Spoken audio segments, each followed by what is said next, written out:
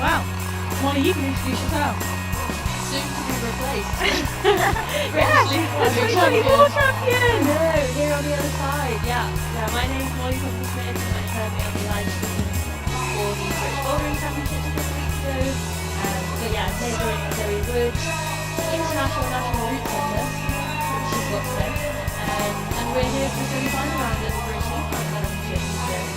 We are, and it's you know what, it's nice to be on the other side of We're things. both, I guess. Yeah, we are. We're not used to being in this position. It feels like a luxury, you know? Like, I'm no longer responsible for what's on the wall. You just get to sit back and watch. Yeah, exactly. We enjoy the show, and it's definitely going to be a good show today. We've got a lot happening.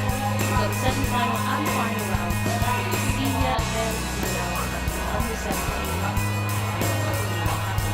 So as you can see, ladies on the screen, there are all routes on the wall for today's semi-final on three categories. The pilots are currently doing their observation right now. So what's observation? So it's where they all come out and do a funny little dance on mats before they perform. This dance is really important to, you know, stimulating their movement there. They're looking at the routes, they're trying to figure out what the sequence is, they're trying to figure out where to pick from. Picking is a really important part of these competition routes. I don't know if you can quite see on the screen, but we have at least one blue X on the wall, so that means you have to stay from that hold or anywhere below, you can't go above that. They will be having a chat with each other, sharing sequences. It's pretty crowded down there. I know there's not a lot of today.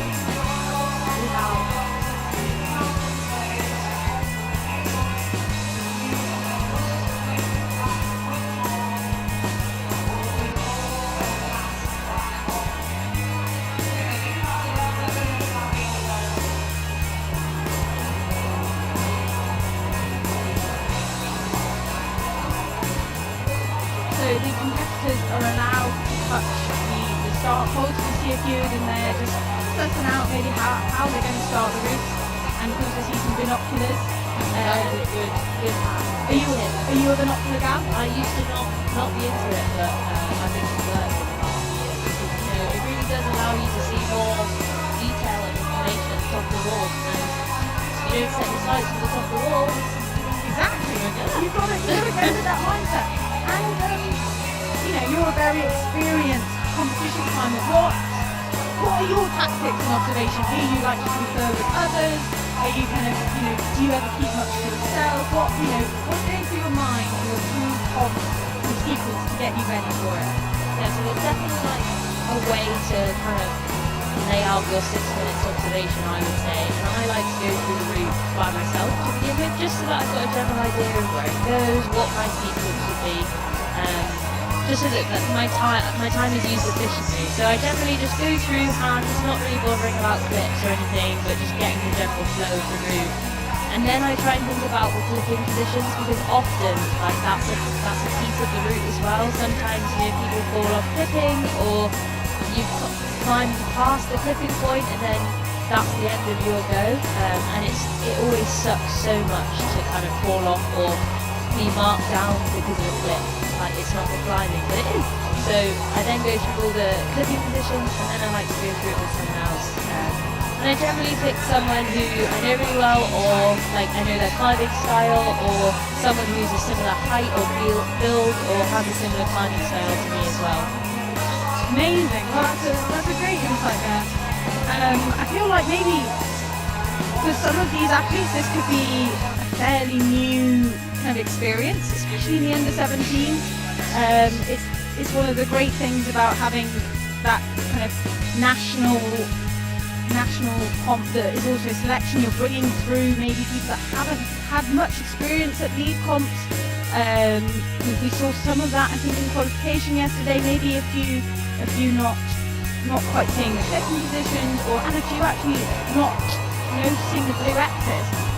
Yeah, it's definitely, I mean, when do you ever see blue X's on your commercial routes at your local gym? So it's definitely a lot of new stuff for the younger athletes to get used to. They'll never have seen these blue X's before, so you there's rules at these competitions and things that you only see at events like this, so it's a lot to get used to, and it's really cool to see all of these new athletes coming through. The other thing that is new to every single one of these athletes, which is pretty cool, is this is their first ever competition at this hall. True. I know, the big depot in Manchester here has only opened 2 months ago, Yeah. so it's like a brand new wall. It looks incredible. It's really nice to have a national championship in the middle of the country. No, like crazy drive home from Scotland at the end of the day. Yeah, as incredible as that wall is, and I do really love the wall up in Edinburgh. Hopefully, I think we're seeing a slightly bigger start list, which is cool. More people coming to this event. But yeah, it's a brand new wall. There are so many new holds on the wall, and I think it looks amazing. So I'm really excited to see the performances of the final winners today. Yeah, it's really nice to see and feel a little bit of a buzz around a league competition. I think it's something we've been lacking for such a long time in the UK. Like you say, when it is up in Ratho, the wall is incredible, but it is so far, so you don't get that the same kind of quite heightened spectators and stuff. And yeah, it's lovely to see the kind of hive of activity and the holes, and you can really push the routes when you've got all those options. Yeah, as a route setter, what do you think of this wall and this, like, how does it look to you?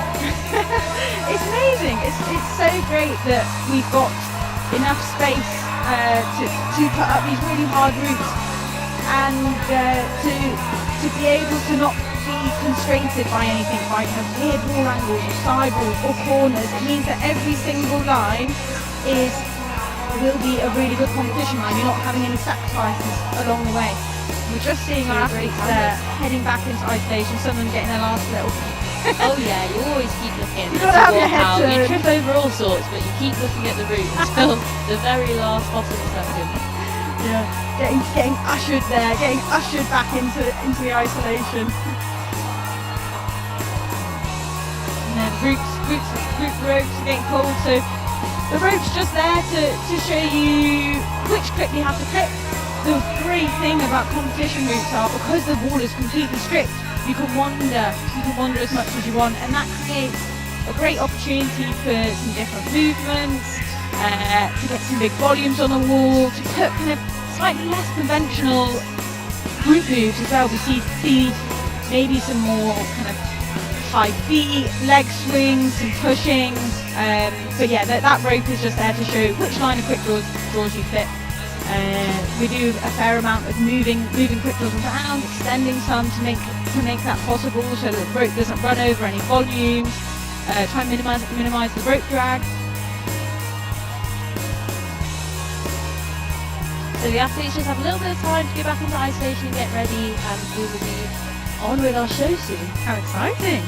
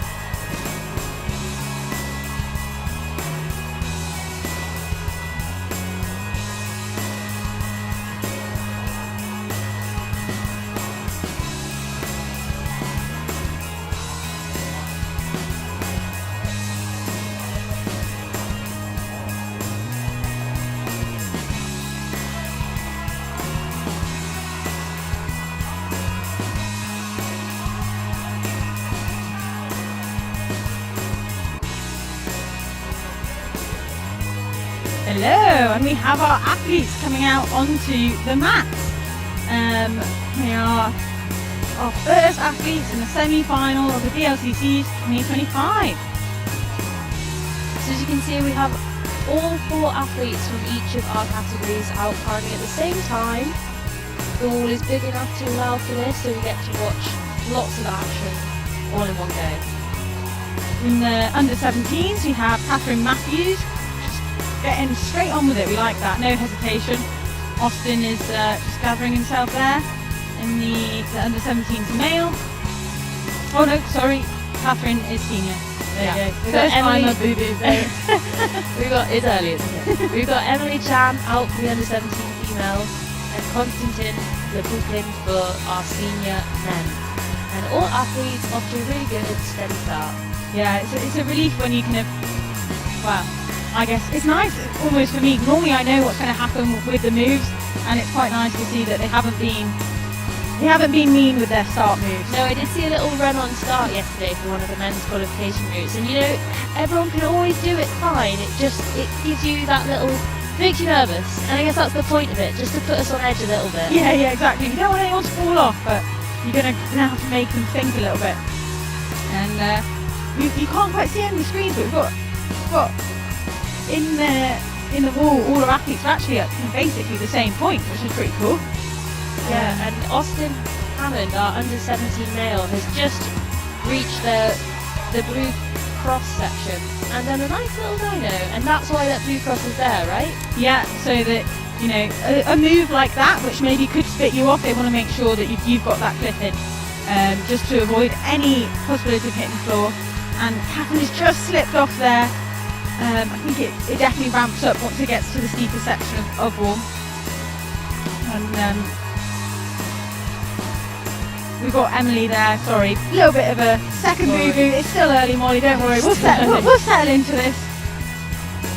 Constantine is he always makes an appearance at BLCCs. I admire I've seen him here now, every year I've done it. And he's one of those climbers that just, he looks like he's about to fall off and then he just stays on. And that happens. A really good job. Move after move, and it's incredible to watch. Little bit of a shake going on here. He's entering the slopey holds now after a bit of the tricky section. And this looks like a tricky clip, like we were talking about earlier. Yeah. Oh, and he just misses that blocked hold. And the same over there for Austin. It's really tricky because you've got to constantly be making those decisions, deciding where to stop, when to keep going, and yeah, especially if you're a little bit nervous. Yeah, first climbers out of the day. Like, it is hard to open the show here. You know, they've only just made it into the semi-final. Maybe they're a bit nervous, but also nothing to lose. Yeah, no places to gain. I mean, to even have made it into the semi-final, I hope they are all super proud. I mean, yeah, good it's on such them. an achievement. Yeah, for sure. See there, putting in a great first high point. Yeah, amazing effort from all of our first athletes. They've done a very good job of being out at the same time. Yeah, and falling off is nice and sync. Well done, team.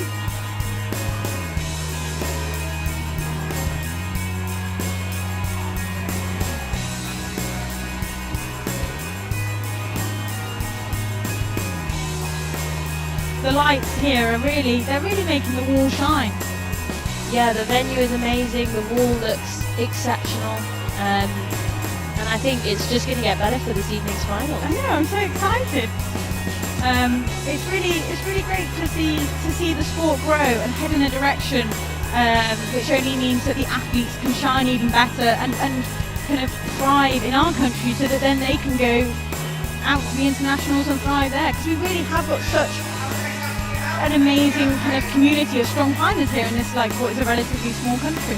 Definitely, and I think last year's performances on the international circuit just went to show to the rest of the world how strong we are as a nation. And our it's Olympians, it's really all of cool. our Olympians, including my co-host.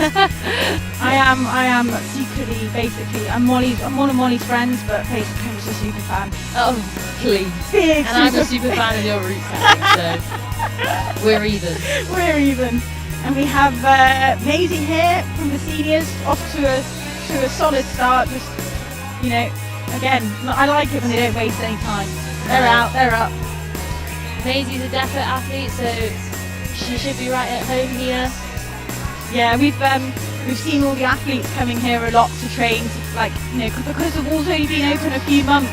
We've seen everyone come in trying to cram in that kind of like last minute practice to Yeah. it makes a big difference if you know what holds the wall's got, what angles, if you can start to prepare yourself for how long the routes are going to be. Even just things like knowing where the bathroom is, like just being comfortable in the centre, and like so that when you come here on competition day, nothing's new. Yeah, You like can be fully prepared. There's no surprises. yeah, work as much out before as possible. Exactly. But Maisie's looking really good. Getting into the steep section now. I think a lot of them will like enjoy by the looks of it this next little bit. It seems to some tick-tacking up some crimps on volumes. The best kind of lead style. Bit of a foot swing maybe coming up with that. You can see how high that right foot is. Yeah, tricky cross for Maisie now as she enters this steep section, and then it'll be quite hard to unravel, I think. Oh no, there you go, you called it. You called it. So maybe our first crux? Yeah, it looks like it, for sure. Kind of, you got to keep loads of tension on that left hand. Meanwhile, we have Daniel in the seniors struggling to get that clip in a little bit actually, but he's just about made it work. And he's off into the steep section now. Yeah. Now this wall is really steep. We've both climbed on this wall recently, and it is surprisingly steep, isn't It's it? so much steeper than it looks. I know, and on the screen you really can't see how steep it is. No. And I was surprised once it gets to that steepness, you really have to kind of like pull in with the legs. I was amazed at how physical this wall felt. And we just lose Daniel there in a really physical Yeah, section. Physical climbing on a he's just physical proving wall. my point. Right, thanks Daniel. Yes. And meanwhile, on the under 17s, Henry Lovegrove is giving it. He's looking pretty chill. He's looking really good. Now this section of the wall look isn't at that. quite Look as how slick. steep as the rest of the wall where all of our other routes are on. So it's a little bit more technical. The holds look slightly worse, I would say. Yeah. So Henry can take his time a little bit more and really think about, you know, body positioning and like where on the holds he wants to grab. I think you've just got a little bit more time with the wall isn't quite as steep. Yeah, but then also maybe because you can hang around a bit more, you could also just kind of get like waste a bit more energy. You know, you like. But you can Henry's back looking around. pretty efficient. He's really good. using all those heel hooks as best he can, but looks like he's struggling to find the right feet here. Everything is a bit vertical. Come on, Henry. Come on, Henry. Oh, and that crimp isn't even blocked that much. It's just enough to spit you off the wall. Yeah. And Tilly sticks our dyno on the under 17s. That looks like such a fun move. That's the kind of move you see and you're like, I want to do that. Yes, it's definitely a spectacular move and a spectacular looking route.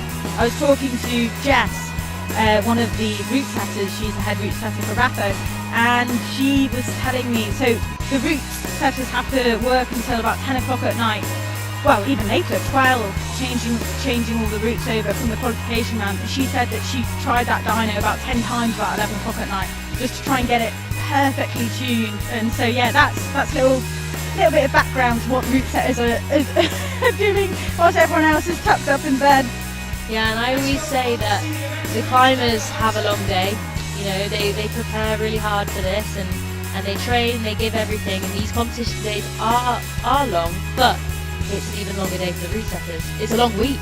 Tell us what the process is like to make an event like this happen. It's a team as a effort. route setter. It's a team effort. It really is. Well, first of all, we start the week before kind of 4 or 5 days before the competition starts. We basically set around per day, so we'll do qualification, semi-finals, finals, but we'll start in reverse. So we'll start with the finals, and particularly with routes, you have to be so organised, because every time you take something down, you need to make sure that you don't lose all of the holds, that you remark them with a little bit of Sharpie. You have to make sure that you number them in a way that makes sense so that you can put it back up again. Because, you know, particularly between semi-finals and finals, you don't have that long to put everything back up.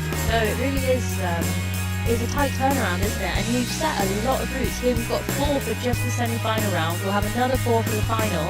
And everyone had 2 qualification routes to climb yesterday. So, you know, that's a lot of routes. Like, Yeah. you must be exhausted. Yeah. But it's like that intensity that is also draws you into it. I feel like you live and breathe that competition for the whole week. Come on, Bella's taking some crazy cuts here. She has managed to do that roll through, but I think she just, and she looks upset. It looked like she just used a lot of power. She basically held it, didn't she? And then right at the last second of composing herself, lost it. And we also saw Daniel there just drop that. So these routes really, they don't go soft on these athletes, do they? They go straight in. It looks like as soon as you get into that steep section, the difficulty really ramps up. Yeah, and particularly for kind of, we've got a massive field and we've got to split, quite a big spectrum of abilities. Obviously, we've got like people that compete and are technically the best in the world, and so it's really hard to get that level right to make a route so that it splits. How do you do that? How do you navigate that challenge as a route setter? You've got Olympic champion Toby Roberts here, and you've got people who've entered their first ever national championships. How do you do that? It's a really hard, because the last thing you want is for the best people to top things, and then for the people of the lower abilities to not get off the floor. So you've really got to try and work out where that kind of the lowest bar is, and then work from there and just keep making the routes as progressive as possible so that each move builds and builds and builds.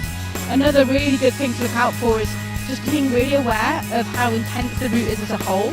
You can sometimes get a bit too absorbed into the individual moves, but actually you've got to remember that these athletes are climbing it from bottom to top. Exactly, they aren't resting. As route setters, we've got the luxury of hanging on every vault, and we do. Yeah. So on the wall we have got Louis here from the under-17s, also making this section look pretty casual. In real life those cribs look small. They do look small. Louis, and he sticks that move that we just lost our previous athlete on, and he's looking really good. I remember seeing him at the British Bouldering Championships a couple of weeks ago, so he was in the final there, I believe. Yeah, he's looking really composed. So it's really nice when you see athletes, especially in that the under-17s category, just be able to not just climb well but compete well in terms of their composure and the way they approach routes. Louis just keeping on trucking. He isn't really stopping for a rest. I thought he might stop on this big undercut with this big foot, but he just kept going. Slipped off. I wasn't expecting that. It looked like he just fumbled that undercut slightly. It's not great. It's round. It's slopey. And I think he maybe had to really kind of turn your hand so you're gutting it to get it. Yeah, and I don't think Louis brought up his left foot, so he was going just off the right hand and right foot, and I think he just lost a bit of balance and fumbled it. But an amazing effort. I'm pretty sure that's our high point on this route, and that's a really good effort. I think on the female senior route we might be seeing our new high point. We are seeing getting through this volume section here. Big kind of high right foot. Yeah, big kick out to that volume. Looks super powerful. Did a really good job of taking that cut and getting the feet back on straight away, but and she's off. That just powers out. Look, too pumped. Sometimes you get so pumped and it doesn't matter what the hold is. Yeah, and you get those climbers as well that don't look pumped, and then suddenly you fall off and you're like, why did you fall off? And they're like, oh, it's really boxed, but you just, they don't look like it. Yeah, but that was an amazing effort and our new high point. Meanwhile, Phoebe here on the under-17s absolutely cruising it. Oh no. Oh, Zoe. Oh, the commentator's curse. Just a little foot slip there, and I think that's the risk with these dual textured holds. Yeah. And if you're not accurate, if you're not focused, and they may look big, that is a big hold that the athletes get to jump to. But I think that sometimes with big holds comes a little bit of complacency maybe, or just, the assumption that it's big, my foot won't slip, but the dual texture gets us all at some point. Meanwhile, we have William Decker. Oh no, this is Zoe, just stop talking. No, just really. Zoe, why did you stop talking? You're going to be commentating oh god, I'm just cursing everyone left, right and centre. Just really proving how tricky that steep section is. And sometimes we have athletes that come out early and they have an amazing fight. Who was out? I think Konstantin was our first athlete out, and he was right up. And he towards the end of this, he did so well, and you think, and it's such a young field in comparison. You need and to be able to compete on a level with where the field is, you know. I mean, maybe that's all of Constantine's appearances at British League Champs coming through. That experience is really shining. Not letting go. Yeah, just not a great fighter. Just keep going. Just keep going. So this deep section is not trivial. It is really difficult. And I look forward to seeing the rest of our athletes on it. So we've got some more athletes coming out now. We've got Rosa Wall on the wall. Rosa on the wall. Senior female category. And for our under 17 male category, Miles Harvey Jones is just taking a little look before he gets on the wall. What do you do when you're out there, you know, in the competition? Are you get out and get straight on, or do you take a little minute to compose yourself? So I guess it'll be different for different people. So for athletes like Miles and Rosa, it's not been that long since they last viewed the route. Observation was only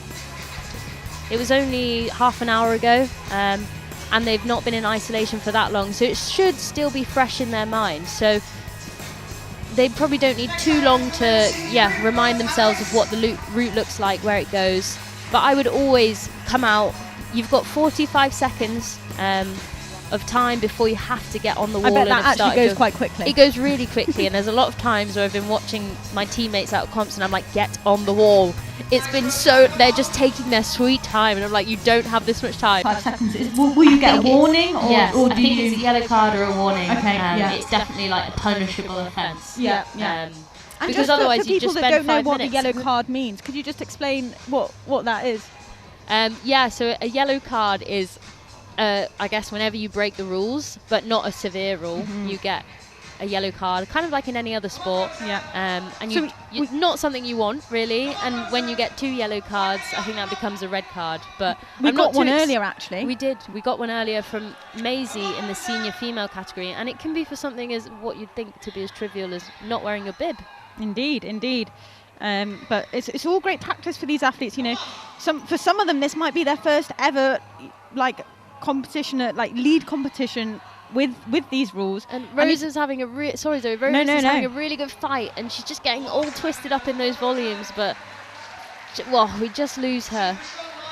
That's our new high point on the senior women's route. I think this could be one where we just, as we get through that list, we've got 26 athletes. Just getting a little bit higher and higher. It seems like it's a very progressive route, and I guess you would assume that as we progress through this semi-final ranking, the athletes would have a better and better time. Oh, and we just lose Miles as well. He looked so strong. It was like he almost pulled himself off the wall. Just a little bit too extended, I think, from that foot. Didn't quite have enough weight in it, and he was going to an undercut, which means all of your weight's in your feet. Boom. Great explanation there. Unlucky for Miles there. I feel like he had more to give, but hopefully he's still satisfied and proud of himself for just being in the semi-final round, because the field is stacked this year. I can't remember a BLCCs that had a turnout like this. No, and it's great to see that's the direction that we're going in. Yeah. Meanwhile, just Charlotte left on the wall, giving it her all. She's hanging on those big buckets that are really slippy.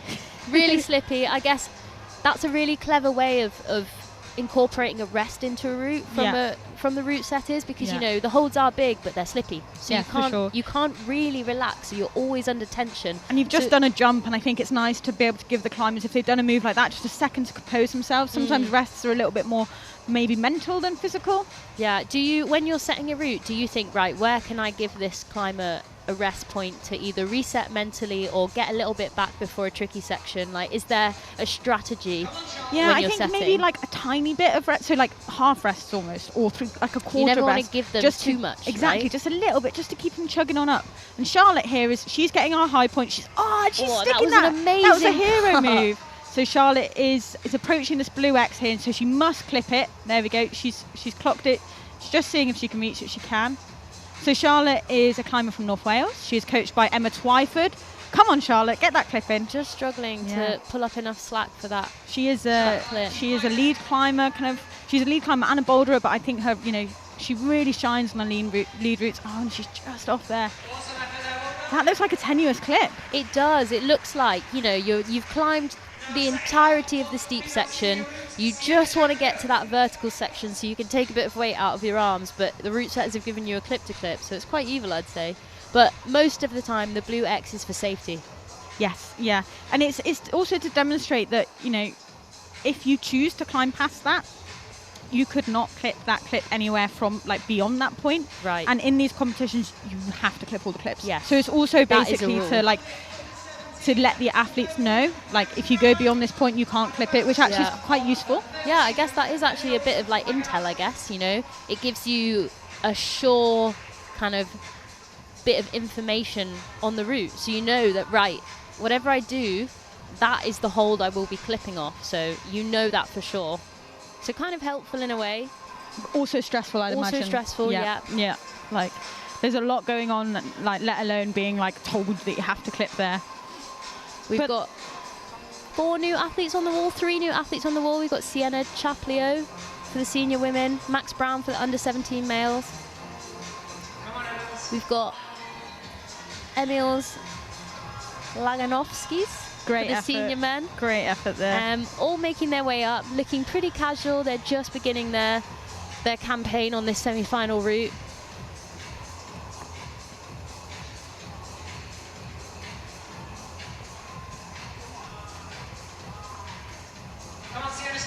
And we're seeing some pretty casual climbing here, which is great to see, you know, especially at this level of the route. We want to see the athletes really being able to think about how they're going to preserve energy. Oh no, and I've just jinxed it again. Yeah, Sienna looked like she just was tired, maybe. I mean, yesterday was a big day. These athletes had to climb 2 qualification routes, and you know, you might think it's just 2 routes, but the mental toll of an event like this, absolutely, it's huge. You're nervous from the night before, because these athletes will, so in the qualification round, athletes have to climb 2 routes, and they usually get demonstration videos. So the route setters will kindly provide them with a demonstration that shows them how to climb these routes. But you know, from the moment that demonstration video comes in, I know I'm stressed, because you know exactly what you're up against. The moment following before day. I have to tie in to do that demonstration video, I'm also stressed. It's just a lot of stress at a weekend like this, and I think people underestimate the fatigue that comes from being under that much pressure and stress for so long. So, you know, these athletes may be used to more, like in terms of volume of climbing. They probably train way more than this, and they can climb more than 2 routes in a day, but to climb 2 routes at your limit and have all of the, you know, you have to be ready at a certain time, you've got all these other people here, you're out of your comfort zone, that is extremely tiring. It means so much to them. Like, when you're at these events, like, you're just watching people like pour their heart and soul into these climbs, and when it happens once a year. Yeah, exactly. And when they don't feel like they perform to the best of their abilities, it's pretty sad. But then I guess that's also the motivation to the hard work away from the competitions. Well, it's the best and worst part of these events, you know. The worst part being you've only got 1 shot once a year, but the best part is, you know, when it works out, you've showed up and you've made the best out of this one moment in time, and that is a really special feeling.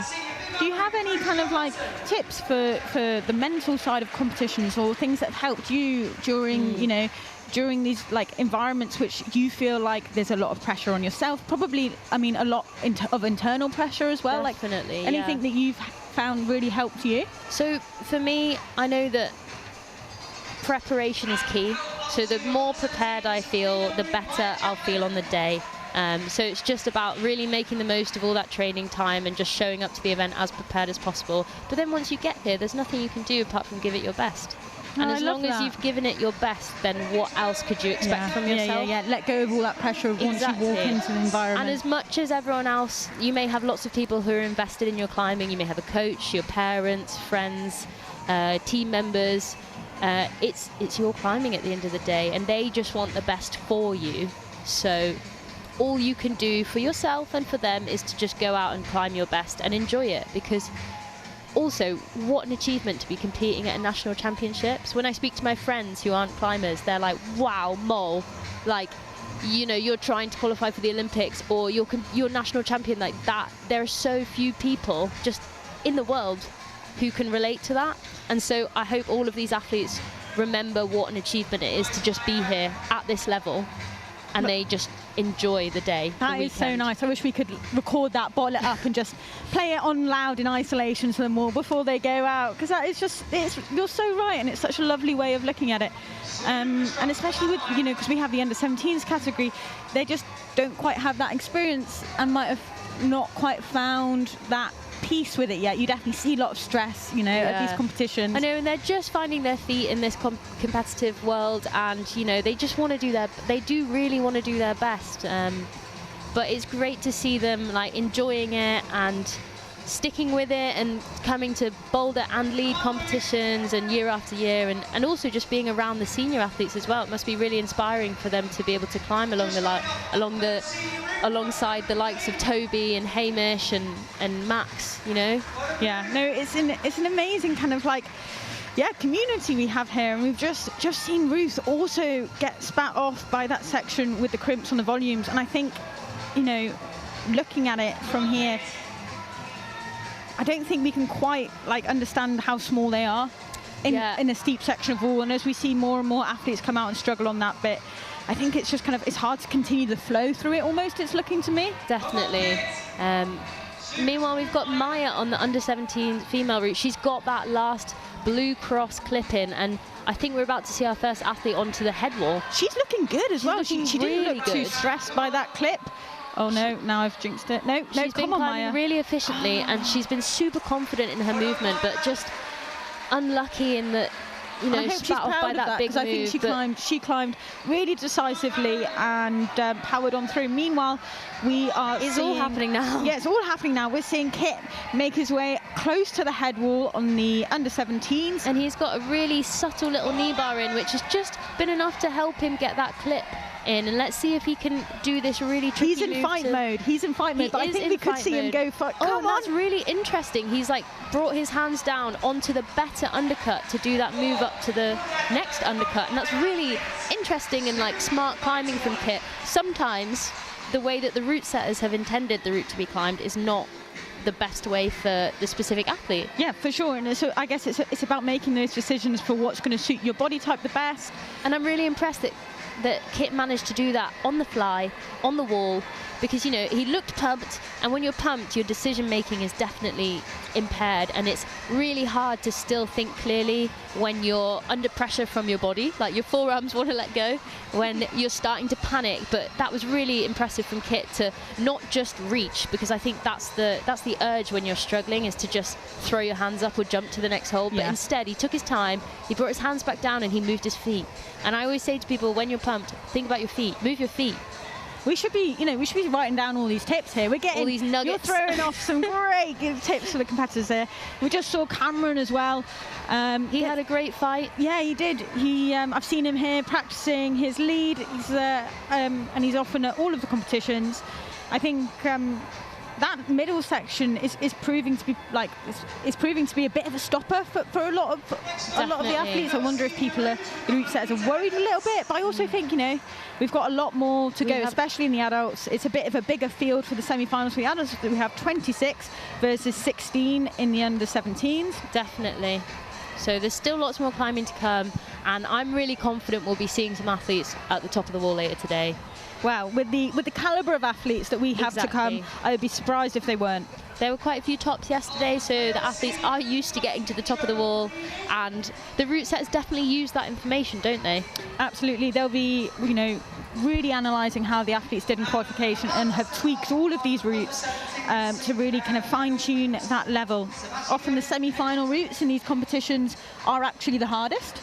Oh, really? Yeah, the way that kind of qualification, because you have two routes and you've got a big field, you know, it doesn't necessarily... And you're setting for a larger spectrum of people, right? It doesn't necessarily need to be as hard, but then semi-finals is obviously, it's like the first route of the day, and you've got to cut down quite a lot of people, whereas the final, that's then your second route, and you've got a little bit more of a kind of space to split people, because there's a far less than the 26. So on the wall, we have got Ruth in the senior females. She's about to enter the volume of doom section. Hopefully she will make some light work of it. And she's not got that clip, which most other athletes have already clipped by this point. So we'll see if that was better beater, or she's being quite decisive about it, which I like, and then got heel to make that clip. You know what? I think that was a good move for her.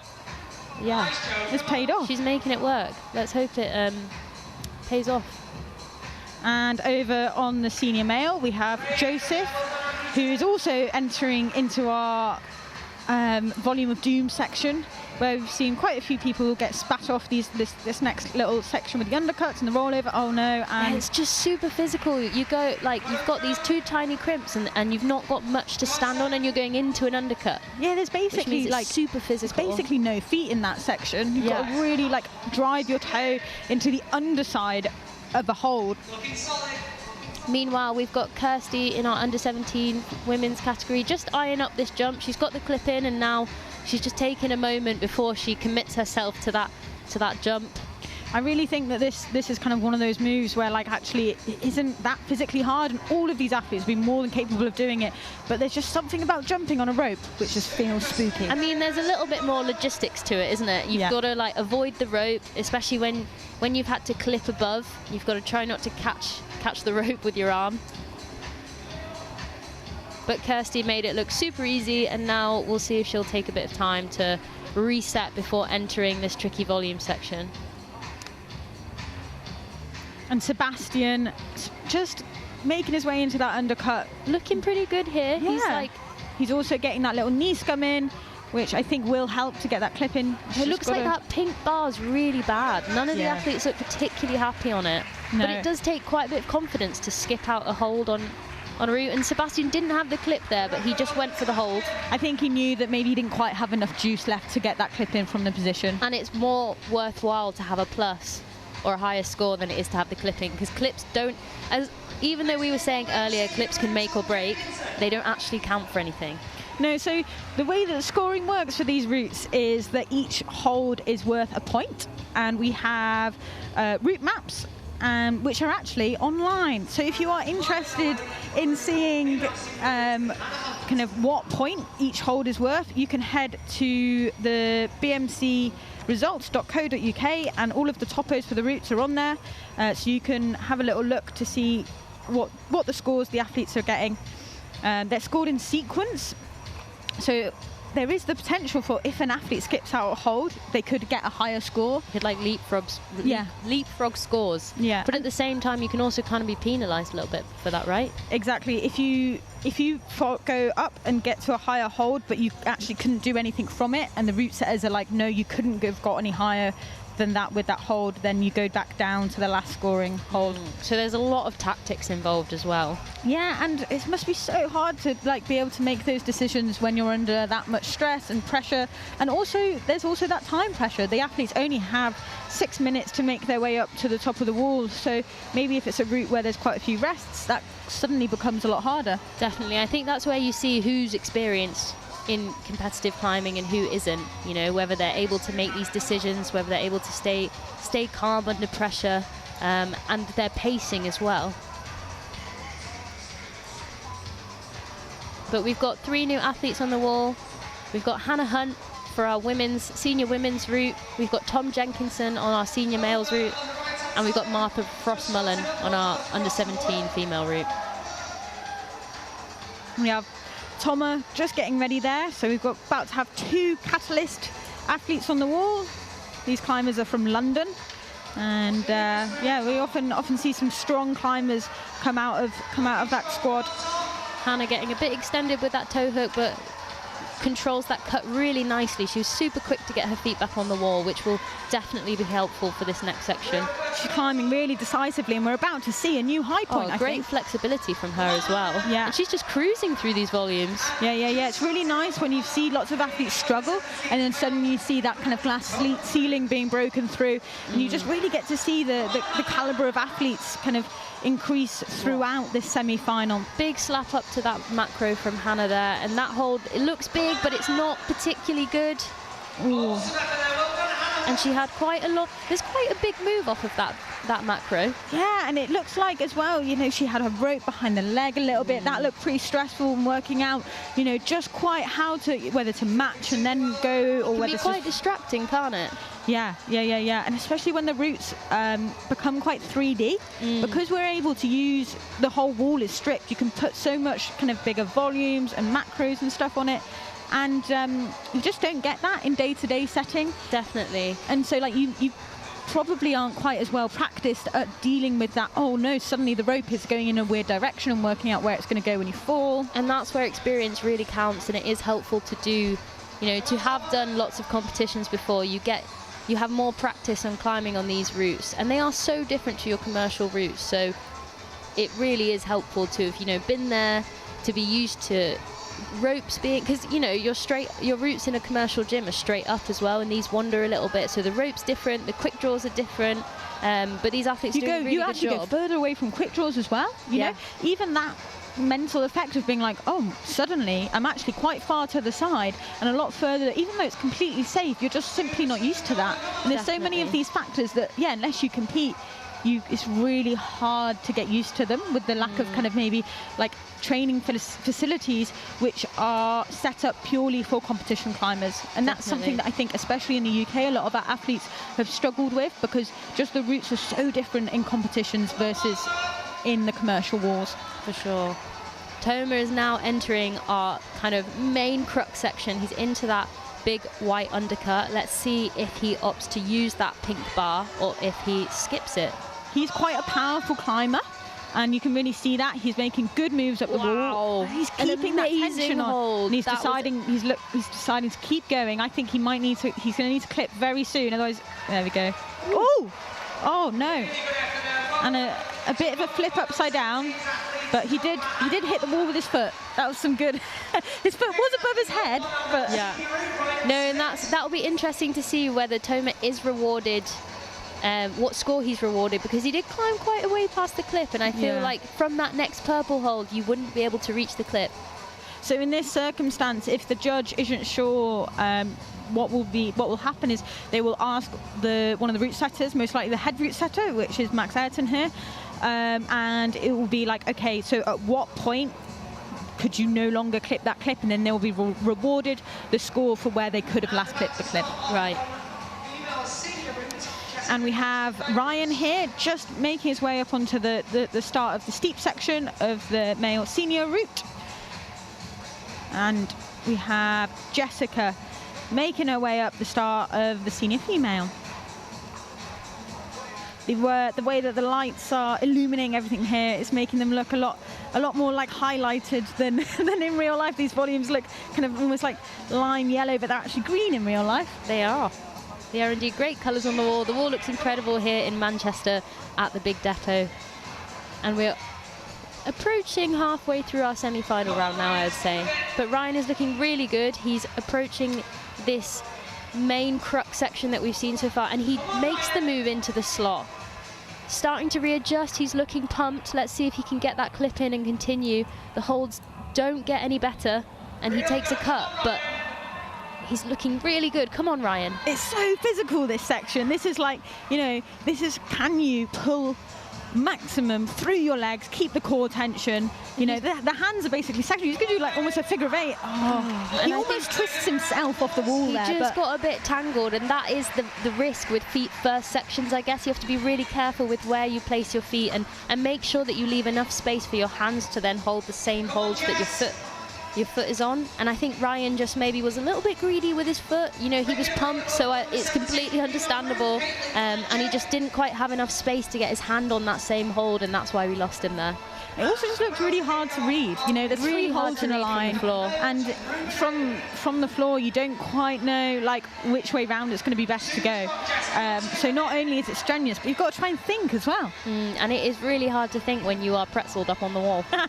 Yeah. It's not optimum.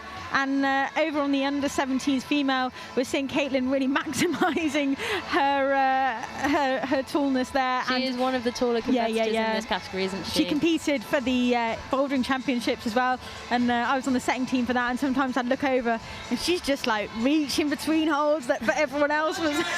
How do you set for that? You know, it's so because tricky. in the youth category, you've got athletes at different stages of, you know, their development and different heights and such different body. Yeah, like, I mean, you've got frames. athletes that have become kind of like they've gone through puberty and now they are basically at the same size as the seniors, and then you've got athletes that are very much like still fairly small, and there's nothing worse than watching kind of those like smaller athletes just not be able to reach. And we just lost Jess there. She looked like she had slightly more in the tank than our previous athlete with the high point. But yeah, just getting a little bit tangled up, trying to figure out where to put her feet. It looks like that section is really tricky because, you know, you've gone from all of these tiny screw-ons on volumes to this big macro, and you've got a long way to go, but the feet are a bit hidden. Yeah, and that's definitely something that is a bit of a theme on lead routes. You see them go through sections where they have specific styles, and then when they mix up styles, it can really throw athletes off. You see them kind of get comfortable with maybe the crimps on the volumes, and then suddenly when it's switched up and you've got to turn on that explosive power and the handholds go to slightly more open-handed, even just the fact that it's like switched up can be enough to throw your head off, and you've been climbing in one way, and if you don't adapt how you're climbing, it spits you off. Yeah, definitely. We have Ruben here, the only climber currently on the wall in the under-17s male. He's just entering into this section that, is kind of like our high point so far. And this next clip is a tricky one, and we've seen none of the athletes that have gone past this undercut have actually like clipped it from further. So I think it's going to be important for, you know, the athletes to get that clip in from this white undercut. Yeah, the route setters have given the athletes like a big handhold and foothold here, probably with the intention of them clipping off of it. But we'll see how Ruben tackles this section. Oh, and he's off there. He's like, yeah, again, moving to that undercut, and I think it might be a mixture of like, it's obviously incredibly powerful, but also that slight hesitation with having not had that clip in and being like, oh, you know, I should like try and maybe not go too far, and then yeah. So it's like a mixture of physically hard and the mental toll of it being a tricky clip. The clips in these routes are, you know, they are as difficult as individual moves. Part of the climb. Yeah. You're part really of the difficulty. You're really like testing these athletes in as much kind of different aspects as possible, and that includes the clipping, the decision making, slight fear.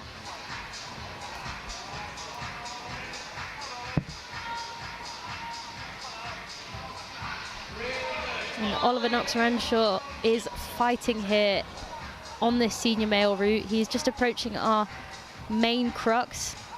Let's see if he's got enough in the tank to get through it.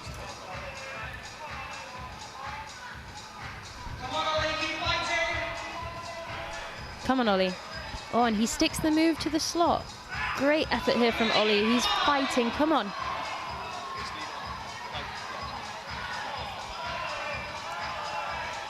Leaves enough room for his hand to come where his foot is, and just shows how much raw power he has.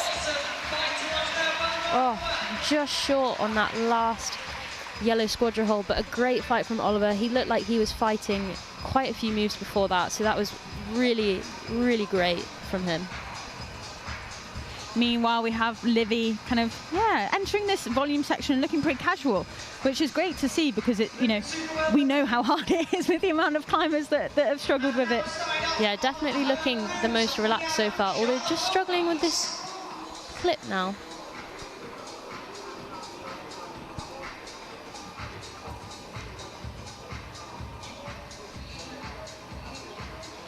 Oh, and we just lost Livy there. I think just got a little bit confused with where the best clipping position would be, and, you know, just kind of wasted all her fitness there in that section. Yeah, it's so hard, isn't it, knowing what pace to go at, and I think you definitely, especially when it's steeper, you get rewarded for being decisive and not wasting any energy. Yeah, and it's hard to not get a bit flustered when, you know, you try something and it doesn't work, like clipping. Yeah, that bloody clipping. It'd be easy if you didn't have to, wouldn't it? It would be easy. easy. You could just climb from the bottom to the top. And we have Charlotte here, getting that clip in nice and casual. And again, she doesn't need to jump. She's making the most of her long legs there, looking incredibly casual, just hanging off two arms. That must feel pretty good. Definitely. I think cheating a jump is one of the best comp feelings ever. Yeah, and then just chilling on 2 arms being like, come on, why isn't this any harder? We've got Spike Forward out starting on the under-17 male route. He was our winner. He was. Could we have a double? Could we have a double champion? Yeah. That'd be so cool. Yeah, it was amazing to watch Spike compete at the British Bouldering Championships a couple of weeks ago. He was incredible in the finals. Yeah, the only person to top the final boulder. Yeah, it was. You know, and it was just a masterclass, really. That performance, absolutely. He is a North Core athlete, so trains in Sheffield. And he's looking casual, which is great to see. As we know, the athletes are kind of like, most of them are getting through this section, and obviously they don't know that. They're in isolation. They've got to just kind of climb with zero information, basically. Yeah, Spike is definitely a strong athlete, but also really technically capable. He spends a lot of time climbing outside on the grit with his dad, so I'm guessing that's where the tech super skills comes from. But yeah, he's also super strong, so I'm excited to see how he gets on this route, because I feel like it is the perfect combination of technical climbing with some power. Yeah, for sure, for sure. We just saw Charlotte kind of slip off close to our high point there, but didn't get that blue X clip in. So wouldn't have been rewarded if she'd gone beyond that anyway, because she did try. But it is blue X to the volume. So whether she gets the kind of the 2 holds on the volume or just 1, that'll be down to the judges. Eric, meanwhile, is fighting super hard on this senior male route, but he has made the move to the slot. Oh, and he just falls clipping. That is not nice. Oh, it looks like maybe kind of like you need to decide to clip that draw before entering that physical section. And we see Spike here. He's made the clip. He's latched onto the undercut. He's going, oh no. And I thought we were going to see him onto the head wall. I know, but it did look like Spike was having to fight a little bit harder than he wanted to a couple clips before that. So I think it was a great effort from him to keep it together and make it up to that high point area. I think that might be our new high point, unless we've rewarded for going beyond that clip. But yeah, that'll be one to keep an eye out for the scores on that one. So you can see the results. There is a little bit of delay in them getting put up, but once they are up, they will be on YCS results. And you can also find the link on the BMC website. We have Connie Rowlands just getting going here on the senior female route. And Brooke getting going on the under-17s.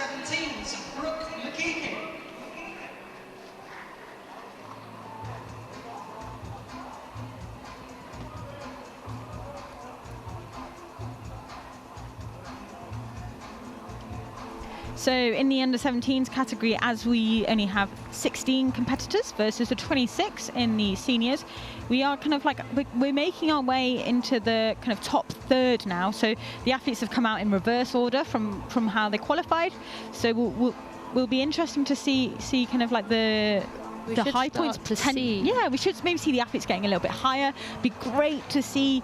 We're kind of both on the female and male side of the under-17s. They are just getting their fingertips onto that head wall, but it'd be great to see them making moves on it, because as the wall becomes less steep, we'll see the style of climbing start to change, like a lot more insecure. We'll throw a lot more balancing moves in there. Kind of it becomes suddenly a lot less about pulling, but about moving your body into the right position.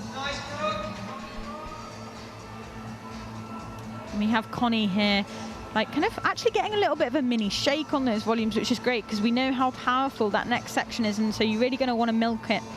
Yeah, really like leveraging on those twisty drop knees and body positions in those gaps before she comes up to this powerful section.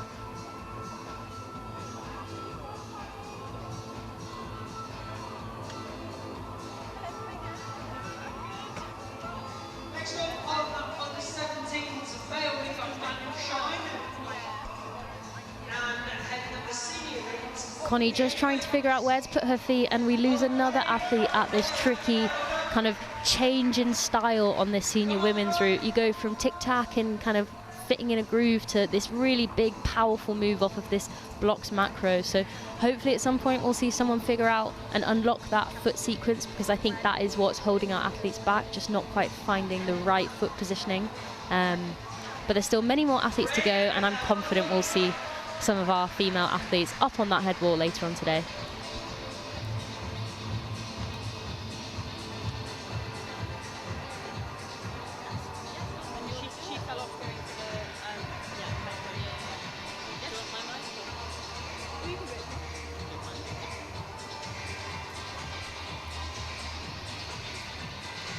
So we are lucky enough to be joined by one of our senior female athletes who has just finished her semi-final campaign.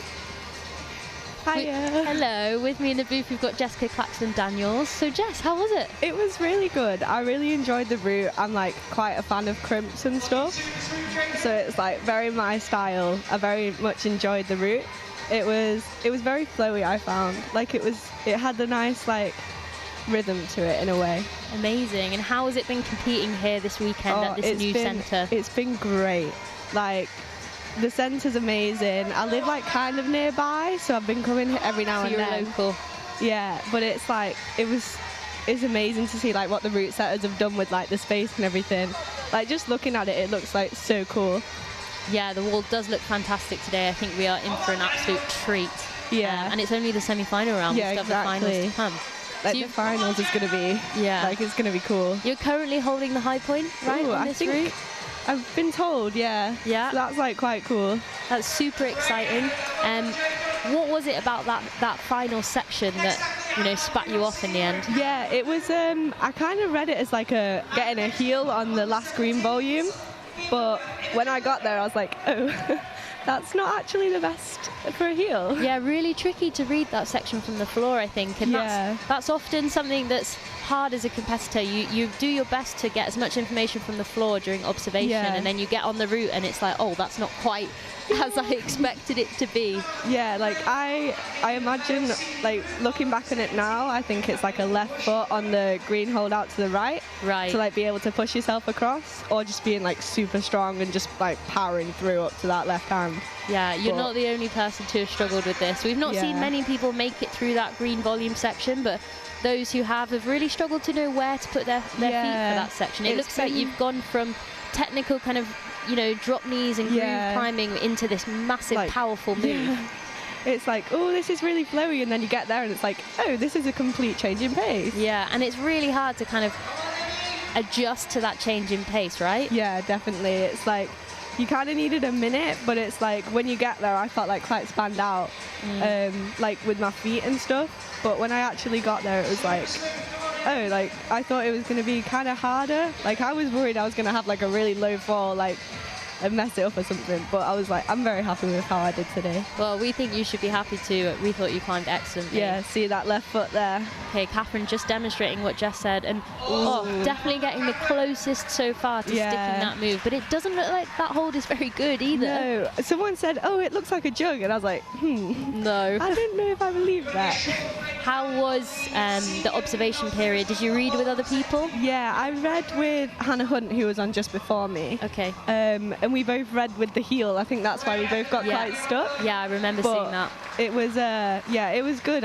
We usually compete at like most of the comps together, like the nationals and stuff.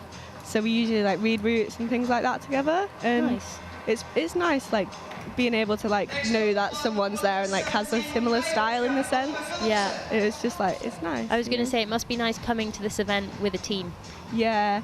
So it's like, I'm not currently on a like coaching squad or anything, but I do sometimes climb with North Squad. And they're like that. Ollie Keelan, honestly, great coach. He's amazing. Shout out to Ollie Keelan. Shout out. Yeah, he's great. But yeah, today's been great. Are you happy? I'm very happy. I'm excited to watch the finals later. Don't imagine I'll get through with the amazing climbers coming out. You never know.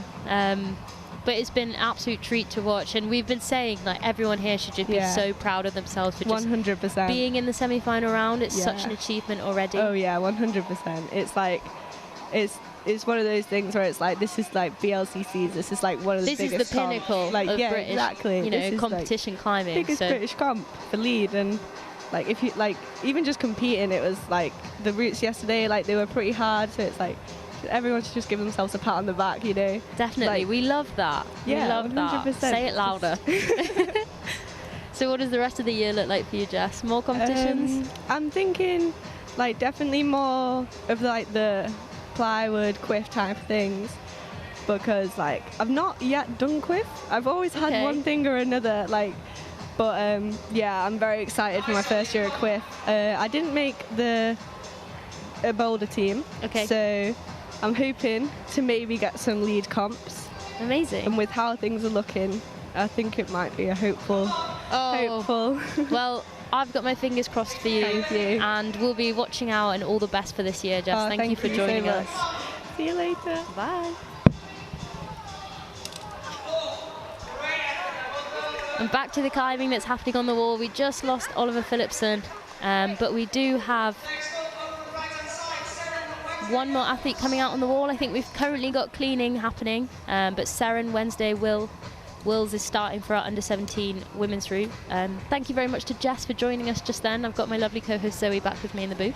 She was chatting away. That was She great. was chatting away. It was I was great. almost out of a job there. Like a really nice insight into what it's like for these competitors today. And it's nice to hear that Jess had such a good time. Oh, good. I was about And that to she was ask. proud of herself. Oh, and she go said on, that Jess. everyone here deserves a pat on the back just for being here. So that is what we want to hear. Absolutely, it takes a lot to kind of like, you know, put yourself out there. Like even, you know, just climbing in front of like a crowd with the lights. It can be an intense environment. It's definitely an intimidating space, but all of these athletes have been doing amazingly, and I'm really looking forward to seeing Seren climb on this semi-final route. We've seen her around. She's been doing quite a few competitions. Yeah, she's from the southwest, I believe. So I guess probably trains routes at the Key in Exeter. Some really good route setting there. And yeah, she's looking nice and cool, calm and collected. She's looking very cool, calm and collected. Meanwhile, we've just had a route clean happen on our senior men's route from the Anjanu. This happens halfway through our semi-final round, so we've reached the halfway point, and that's just to kind of level the playing field a little bit. You know, coming out first, you've got brand new holds, they're clean, they're not dirty. Whereas, you know, if you're out 26th, if you're out last, that's quite a lot of traffic that's been on the route. So the route setters do their best to give it a good clean halfway to try and make it fair for everyone. Yeah, it's kind of like quite you haven't got super long to do it, so it can feel pretty stressful when you're on the side of brushing, especially if the higher the athletes get, the higher you have to brush till. And you know, when there's quite a big gap, often you can pull between the quick draws, and when there's quite a big gap, you're like, oh, You've got to actually do some climbing. And there's loads of people watching you. It can be quite stressful. No judgment here, don't worry. We've got Seren making her way up this set. Still looking lovely. Still and looking cash, very which is casual, what we just want a to see. slight bend in her arm now, but she is most of the way through the steep, so she's been going for a while, but starting to slap a little bit, but come on, Seren. And over on the under-17s males, we have got Louis Corley. Louis trains in Sheffield. I've seen him climbing at Awesome Walls quite a bit. And as there's fewer athletes in the under-17s category, they I believe they don't require a brush break. Okay. I could be wrong, but I'm don't think pretty I've seen sure. anyone. Yeah. Seren has Seren. got that blue cross clip, and she's making moves onto the head wall. Come on, Seren. Nice. I If she wondered gets if this she heel will. was... She's looking cash. And look she's at her. turned it into a rest. That is such intelligent climbing from Seren, and I think we're about to see a really good fight here. That heel is doing a lot for her. That is really smart climbing. And she's got to keep... Oh, she's just latching onto Fingertips. that little crimp. Come on. Come on, Seren, into the delicate feet now. So she's got to really stay focused. Oh, and that, she was so close to sticking that slap. She just missed that jib on the volume, but that was an awesome effort from Seren. I hope she's really proud of herself. That was just a really enjoyable watch. Yeah, she And climbed so as smoothly and In Welsh, controlled. Seren means star, so there you go. She's our star so far in the Well. under-17s female category. Well done, Seren. That was an absolute joy to watch and a hard high point to beat, I believe. Meanwhile, we're back onto our senior men's climbing rotation. We've got Tom Healy out, and he's getting into this steep section. Looking pretty casual so far, but there's still a lot more climbing to go in this more physical section. And Louis is just quietly cracking on the under-17s male Yeah. route. And He's now up into the head wall and He's our high basically point. kind of saying to the others that beat it, like, what was wrong? He's cruising up there. he's able to make good decisions, decide about the clip, get his foot around that rope, and just kind of like, yeah, he's looking chill. Sometimes when athletes look pumped, you know, you can see it in their eyes that they're not really thinking. It's more fight or flight. But Louis looks like he's got loads in the head tank. Come on, Louis. He's last draw. Awesome effort from Louis as well. Just really smooth, controlled climbing. And I think Louis is predominantly a lead climber.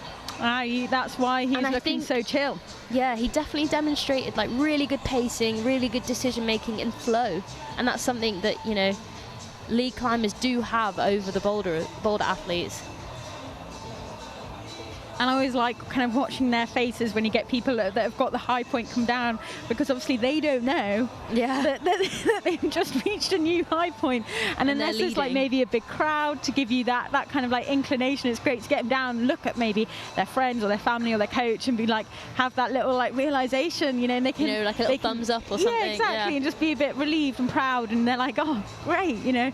Because all the spectators are like, oh, amazing, you just did this much better, but they just have no idea. No, you really have no clue until you get down and someone tells you, or you look at the results board.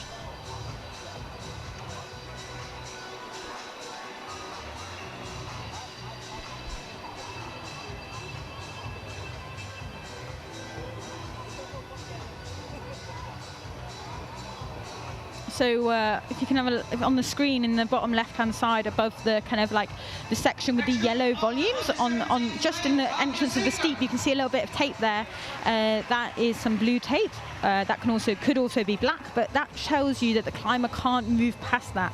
So no part of their body can go beyond that little bit of tape.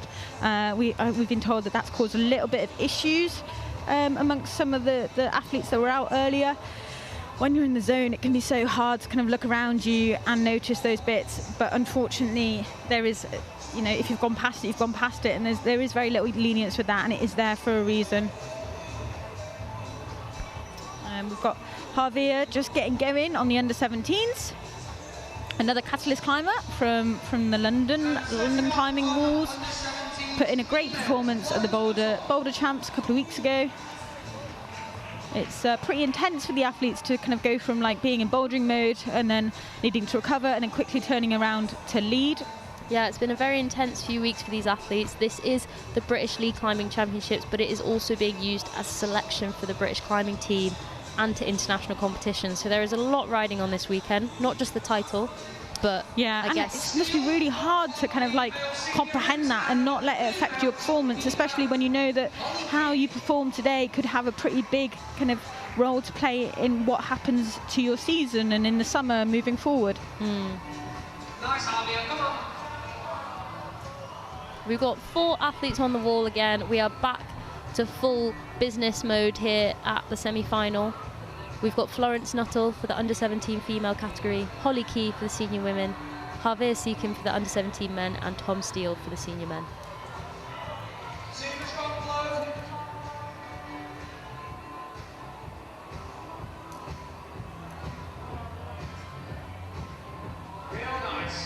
Flo sticking that jump, super easy. All of these young athletes are just so comfortable and confident with these dynamic moves now.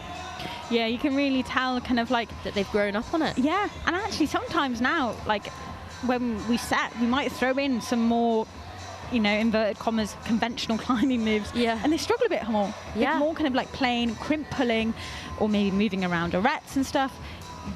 The climbers find hard because they've just been practicing jumping around on macros and stuff, and it's really interesting as a route setter to see how those styles change, and they always will change because you need to keep the athletes on their toes and like really push the sport and really kind of like you want to reward the climber that basically is best at the most skills. The most all-rounded climber.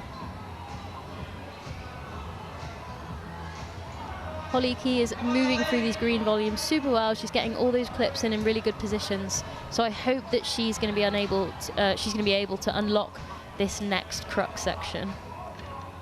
Come on, Tom, stick with it. Tom is starting to fight here on the senior men's route. Let's see if he can make his way across this awkward traverse section, but he's still got this difficult clip to go before he can get into that. And meanwhile, on the under-17s female, it looks like we might see some more head wall action, which is exciting from Florence. She's looking really kind of like put together, making good decisions, smearing on the wall. The wall here is actually really textured, so it's really smart climbing here to make the most of that. Although definitely like resorting to her power. I think she's a powerful climber, and she's just maybe not quite finding the feet straight away, but just so strong that she can pull her way up this. And she's looking at that clip. She knows that she's got, good decision making from Flo there. Yeah. She was just like powering up that head wall, knowing that like actually maybe she realized, okay, I've got to this point of pump and I've got to just keep moving. Javier is kind of throwing all sorts of shapes here on the men's under-17 semi-final route. That's the like latest clip we've seen on that section. Yeah, and it just goes to show that you can clip higher than what we thought. But maybe that came back to bite him slightly. That didn't look like a particularly nice position to clip from, and also just distracts you from the flow of it. It's always a bit of a shame when you fall off after having clipped, because you've not really moved anywhere. Yeah, exactly. But you've put in so much effort to get that clip in. Yeah. But that looks like obviously a really tricky section because it's powerful, but there seems to be a lot of different sequences on offer for that section. So really hard for the athletes to know what to do. And when you're pumped and coming to the end of your fight, you just want it to be straightforward, don't you? Yeah, and straightforward is not what these routes are. Definitely not. Like the sequences will all be designed to kind of like push them in some way or throw them off. And basically, in a lot of instances, like if you don't do it the way that it was set, if you don't read it, if you don't hold the right bit, if you don't quite see what's happened, then you will like potentially fall off, or you'll waste so much energy that it will affect you higher up the route. For sure, these routes are not straightforward. You've maybe sat at home thinking I could climb that, but you probably can't. No, I don't think.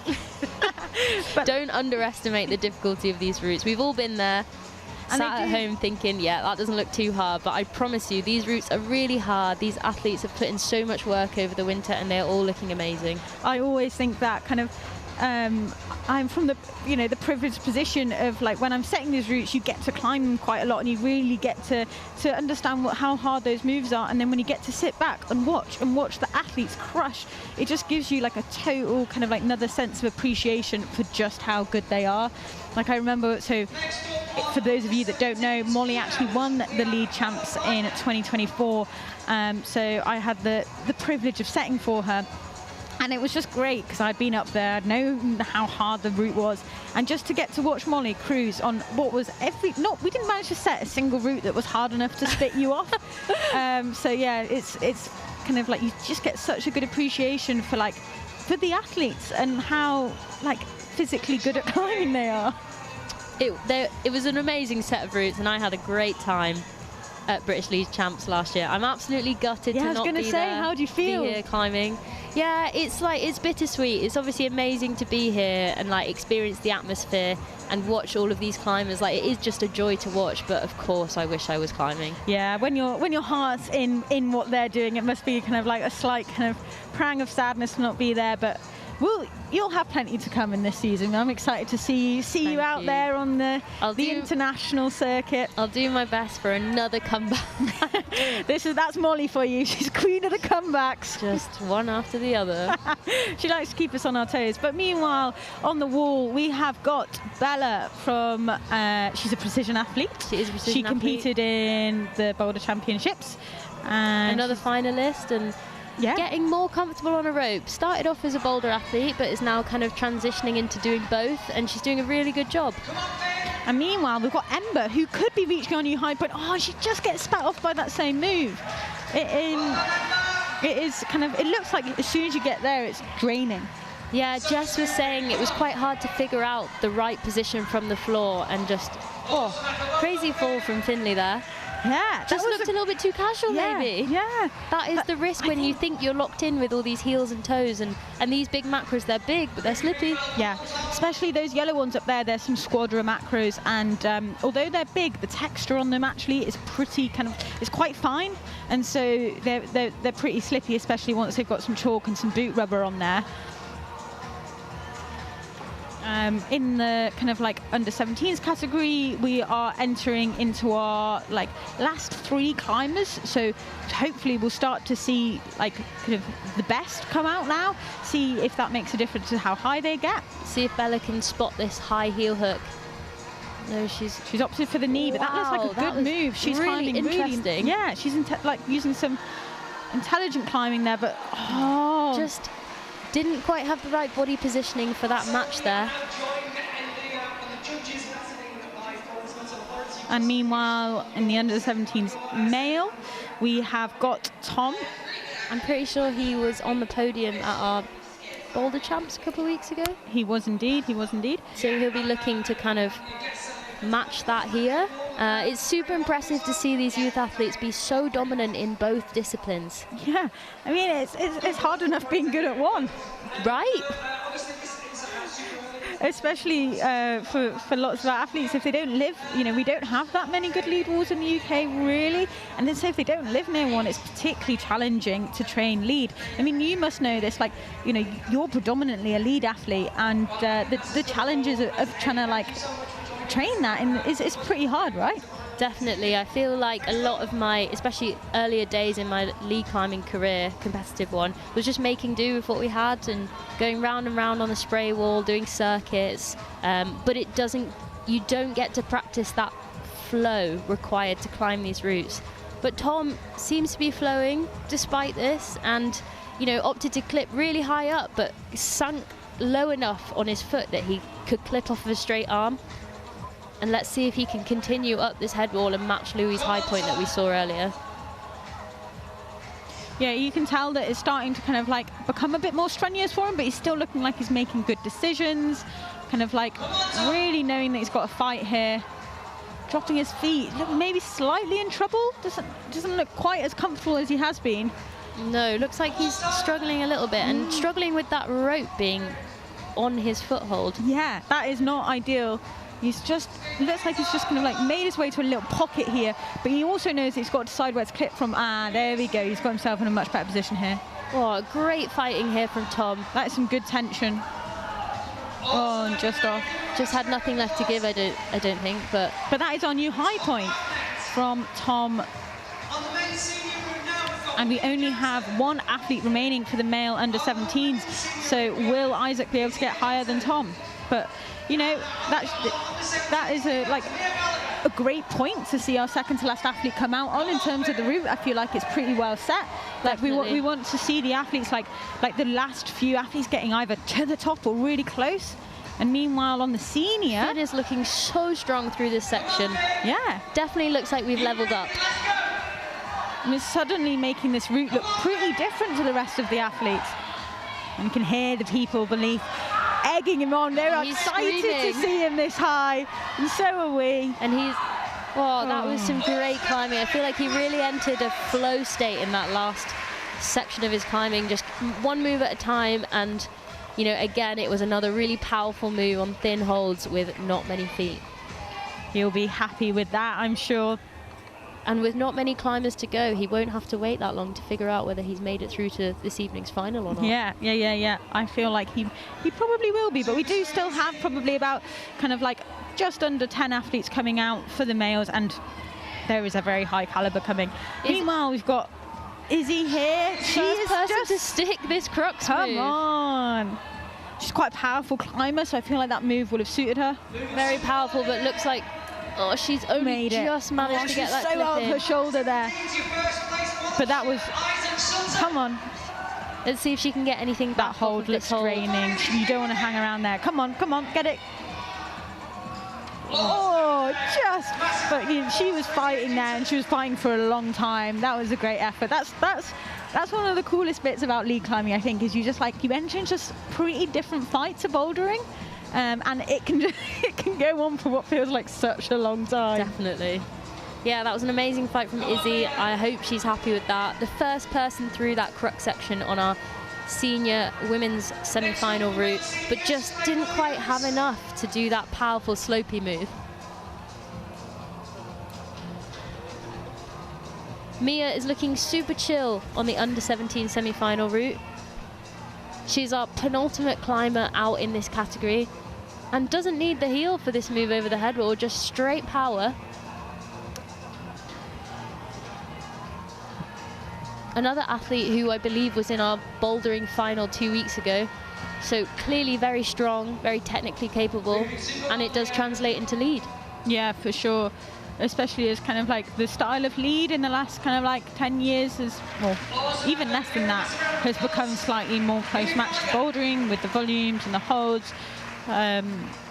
And she's just kind of like popped off there, but I reckon that will put her in a good position to go forward into the final. Yeah, and like as important as this round is, you know, you just want to make it through to the next. You want to be able to climb in the final because that's where it matters, really. That's where it counts. Exactly. Yeah. As long as you've kind of climbed enough to get through, and then you can really like push once you get there. Yeah, leave it all out there. And we have our final climber in the under-17s male, Isaac. And let's see if he can match our high point, which we just saw by Tom.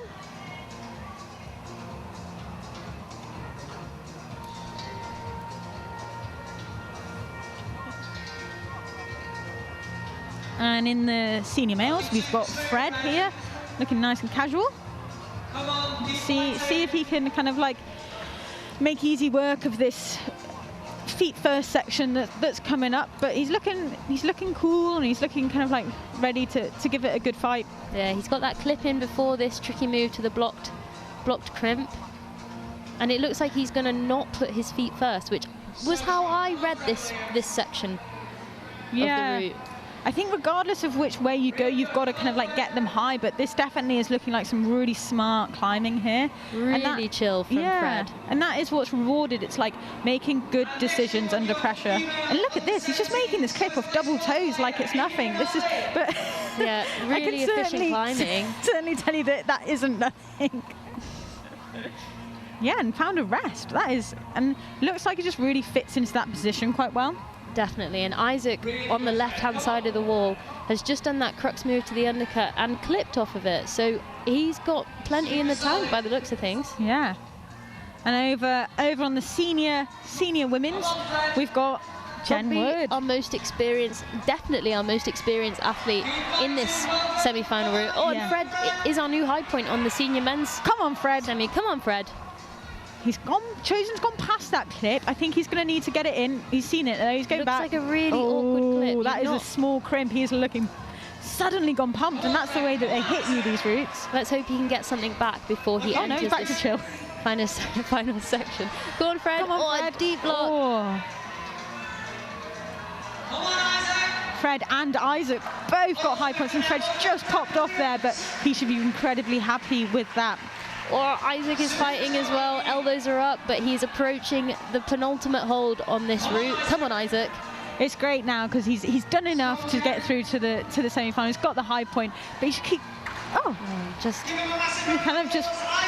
Yeah, maybe he heard me. Yeah. He's like, I've done enough. Oh, and Jen Wood showing her power and strength. Just absolutely boshing that move out. Yeah. Come on, Jen. Jen has been climbing outside for the last kind of basically year. It looks like she's absolutely crushing it, but will that translate? She's looking at the clip, she's looking at the next hold, and she's opting to just go for points. Come on, Jen. Come on, Jen. Oh, great effort. Yeah, I was saying Jen, probably our most experienced athlete here today. It's relatively such a young field. I know. I feel old sat here, even though we not old in the slightest at 27. But you know, the talent, the young talent's just so strong at the moment, and they are dominating the senior fields. It's tough. It's tough to compete with kind of like and it's I always find it amazing. Like lots of the people that are climbing the best still go to school. I'm like, how do you even have the time to go to school and train and just deal with being like a young adult? It's so tough at that age, and to still be like absolutely crushing, I just find admirable. Definitely. We've got Iggy, and a White Spider athlete, winner of the British Boulder Champs a couple of weeks ago. Yeah, and not kind of like she'll be used to climbing up here as well. Or I think she's had some success at European Youth Cups and Championships last year. She's definitely one to watch on the up and coming list. She's got a bright climbing future ahead of her. Definitely, and she is approaching our high point. making this clip look pretty casual. Yeah, eking out of that drop knee there, just to like make it as efficient as possible. And she's one of those climbers that can kind of like, she's really good at reading like how to do things and how to also do things for her body type as well. And she'll just there, we saw her maybe try and go static, and then instead of forcing the static, just to understand that she's got to come down and stab with a bit more kind of power. Yeah, she looks so relaxed and calm right now. She's just got that capacity to try things, maybe come back down, rethink, and try again. And this section here won't be very obvious how to climb. You've got to have kind of like quite an intuitive style. Oh, she just pops off, but there we go. Iggy Just was our last balance. climber in the under 17s female category, and she got our high point. I'm sure she'll be very proud of herself there. Definitely a great job from the route setters on our under 17 routes. They were amazing. I feel like they did a really good job of, letting some athletes shine and challenging athletes the whole way through the route. Definitely, no, they should be really happy with themselves, and I can't wait to see what they've got in store for the finals. Yeah, hopefully that's given them a lot of information so that they can, make the right tweaks and really perfect that final route later on. Meanwhile, on the wall, we have got Izzy Bridgens and Daniel Smith. Just our senior athletes left now to compete. Yeah, absolutely.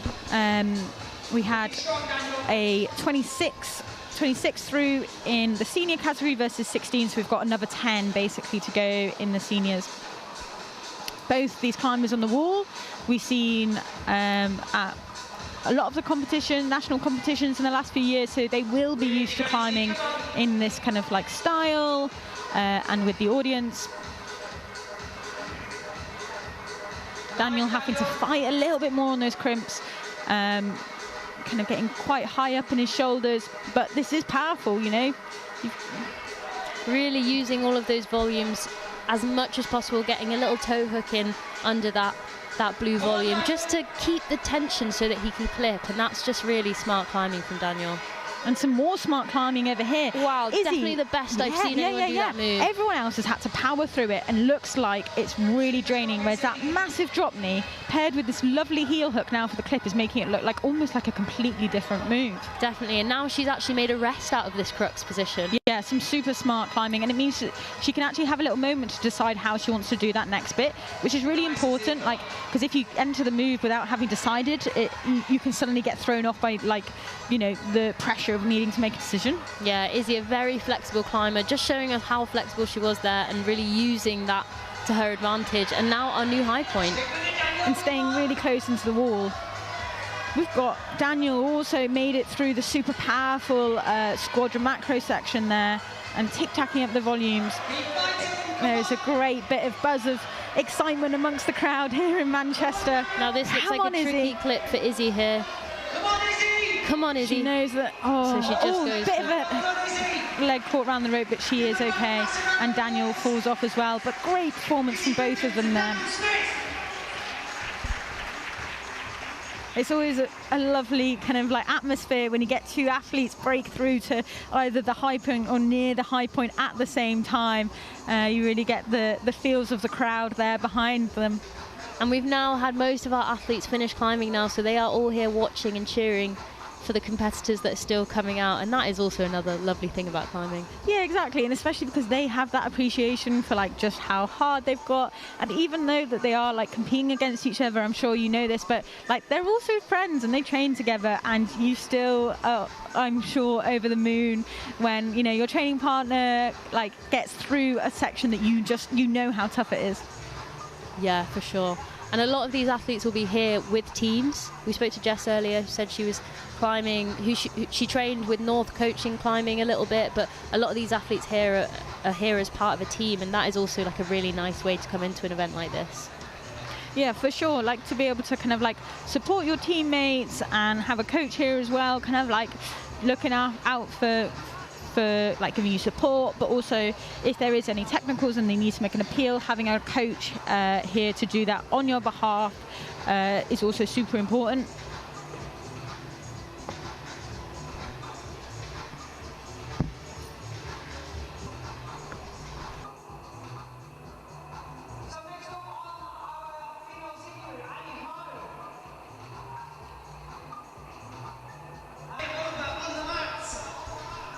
We've got 2 new athletes now. Sam Butterworth for the men and Anya for the women.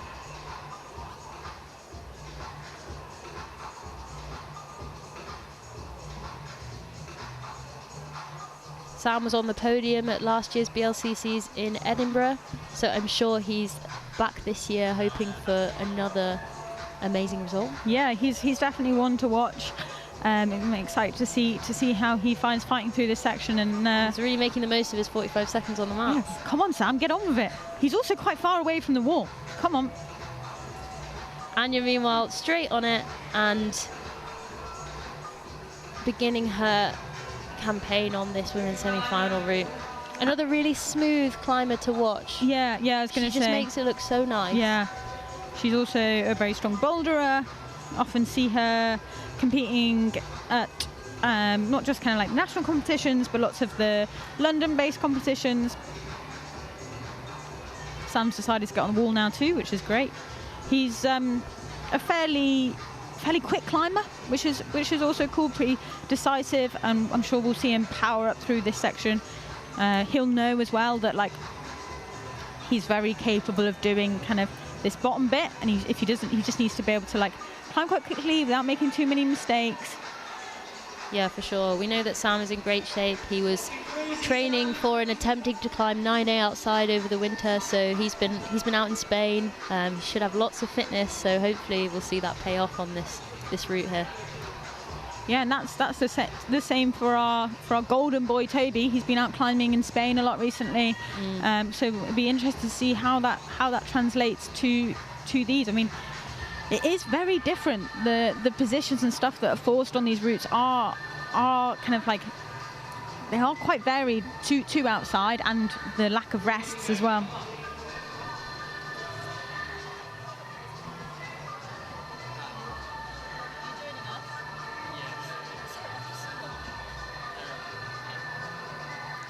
Both our athletes here looking pretty casual as they make their way up into this section.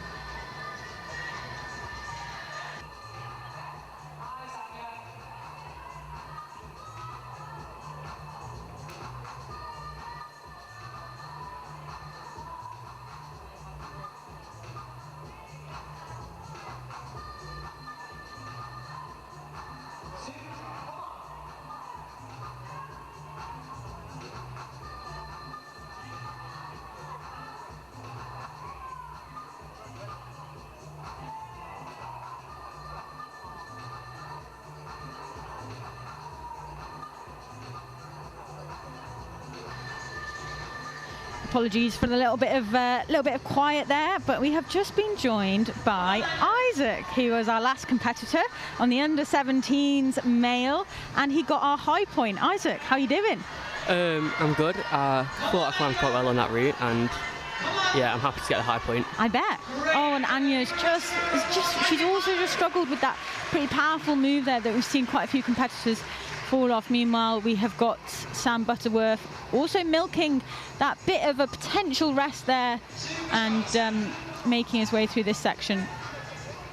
Isaac, how did you find the route? Was it stressful? Was it physical? Did it suit you? Give us the lowdown.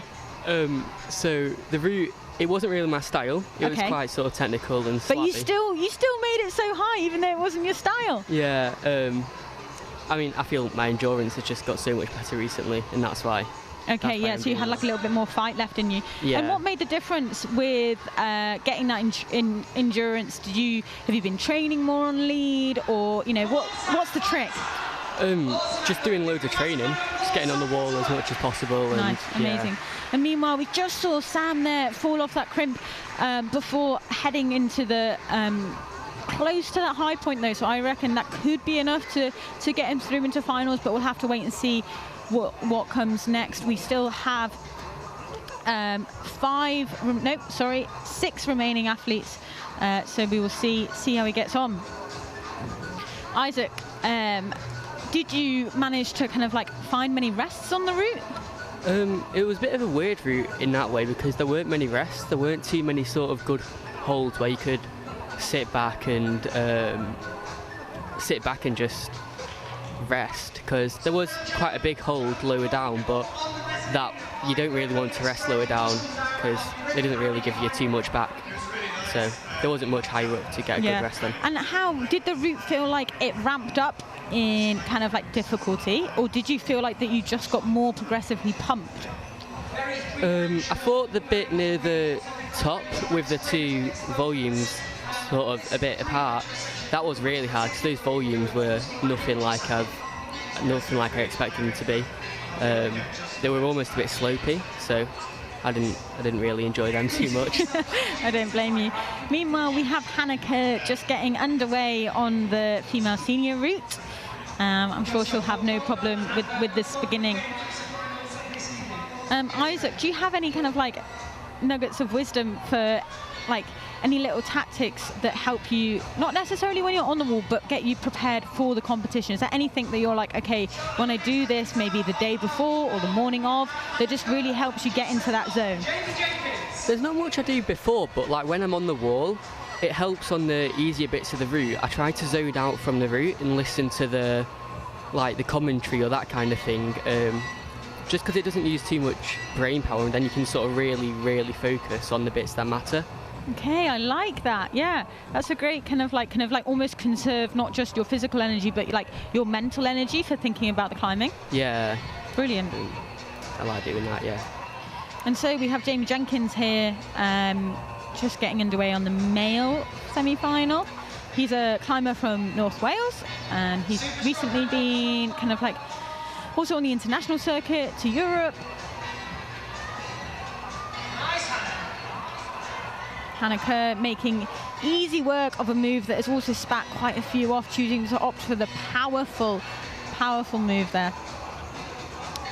I am joined back with Molly, but Isaac, thank you so much for joining me, and congratulations on your high point, and I hope you all the best and that you just enjoy the final. Yeah, thank you. You're welcome.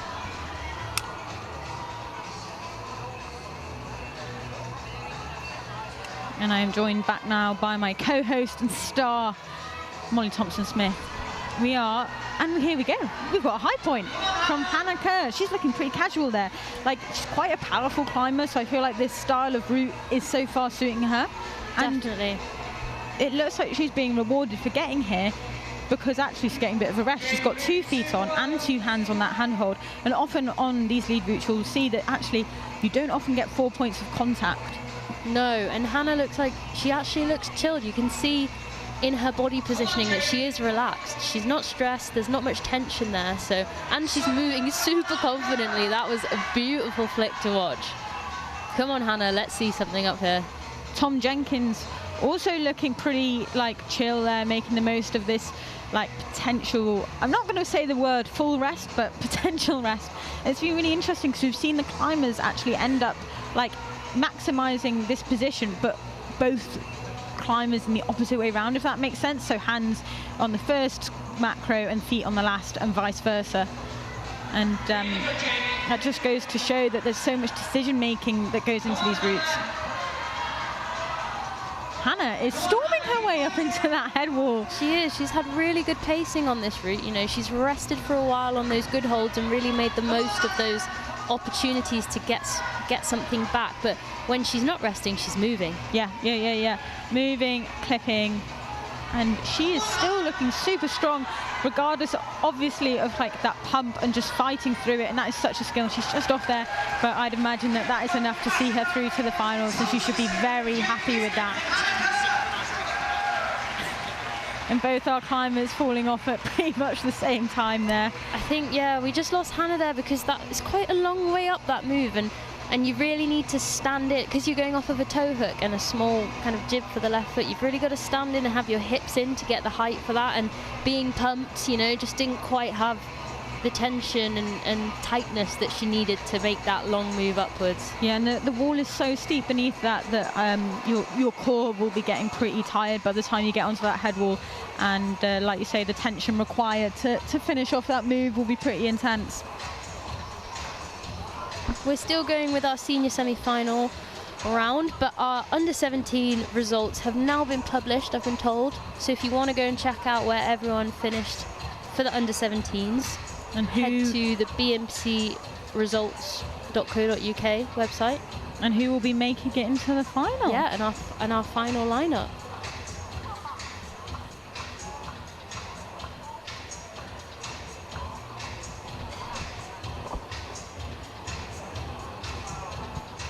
And we have, I can't count as it turns out. I've already told you that we have 6 remaining climbers, but I can confirm that we still do have 6 remaining climbers because I can't count. And as we're in reverse order, we will be seeing kind of potentially more and more kind of like high points on these routes, maybe even some tops. I don't want to jinx it. Yeah, Thea was an athlete who did make it to the top of the wall yesterday in the qualification round, so we know she's got the fitness to make it to the top of this route. And she's also a powerful climber, very capable boulderer, so I think this should be a good route for Thea. Yeah, she was competing in the Boulder Championships. I know she wasn't quite happy with her performance, so hopefully she's got that fire today to really come out here, give it her all, and do herself proud. She's been kind of like on the national circuit for quite a while now, and it'd be just great to see her maybe like break through that glass ceiling and be able to feel like she's climbing to her potential. I know she sometimes feels like she doesn't quite get to leave everything out here, so it'd be great to see that here from her today. And on the men's, we've got Oliver Goodwin, member of Precision Climbing, just starting his attempt at this semi-final route.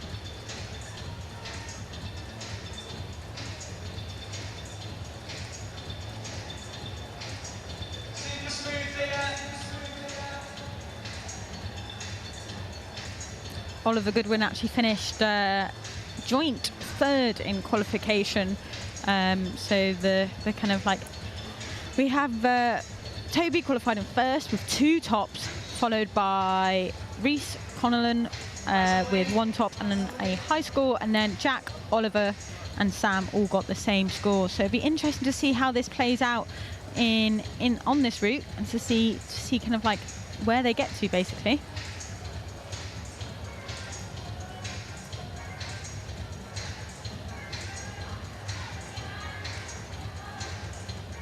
These competitions wouldn't be possible without the support of funding from UK Sport and also from the BMC.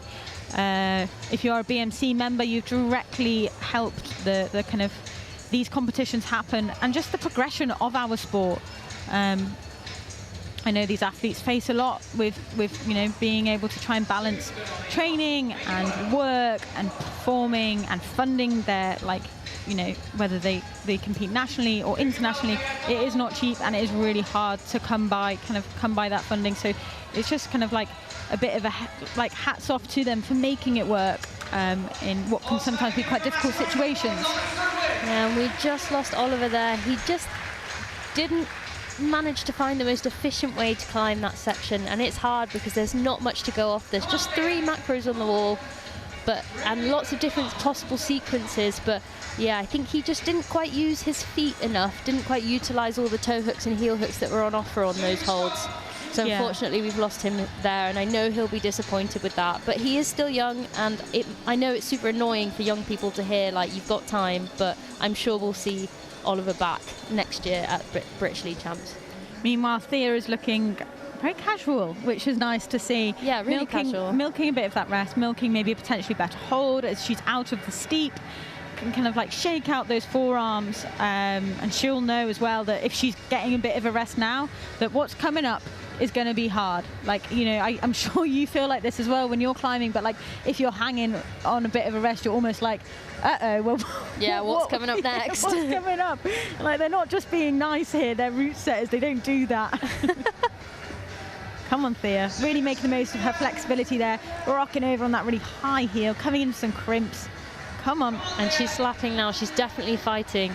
Come on, Thea, let's see if she can use her feet. She's got to get this clip in. Oh, she just goes beyond. Well done, Thea. Hopefully that is enough to see her through to the final.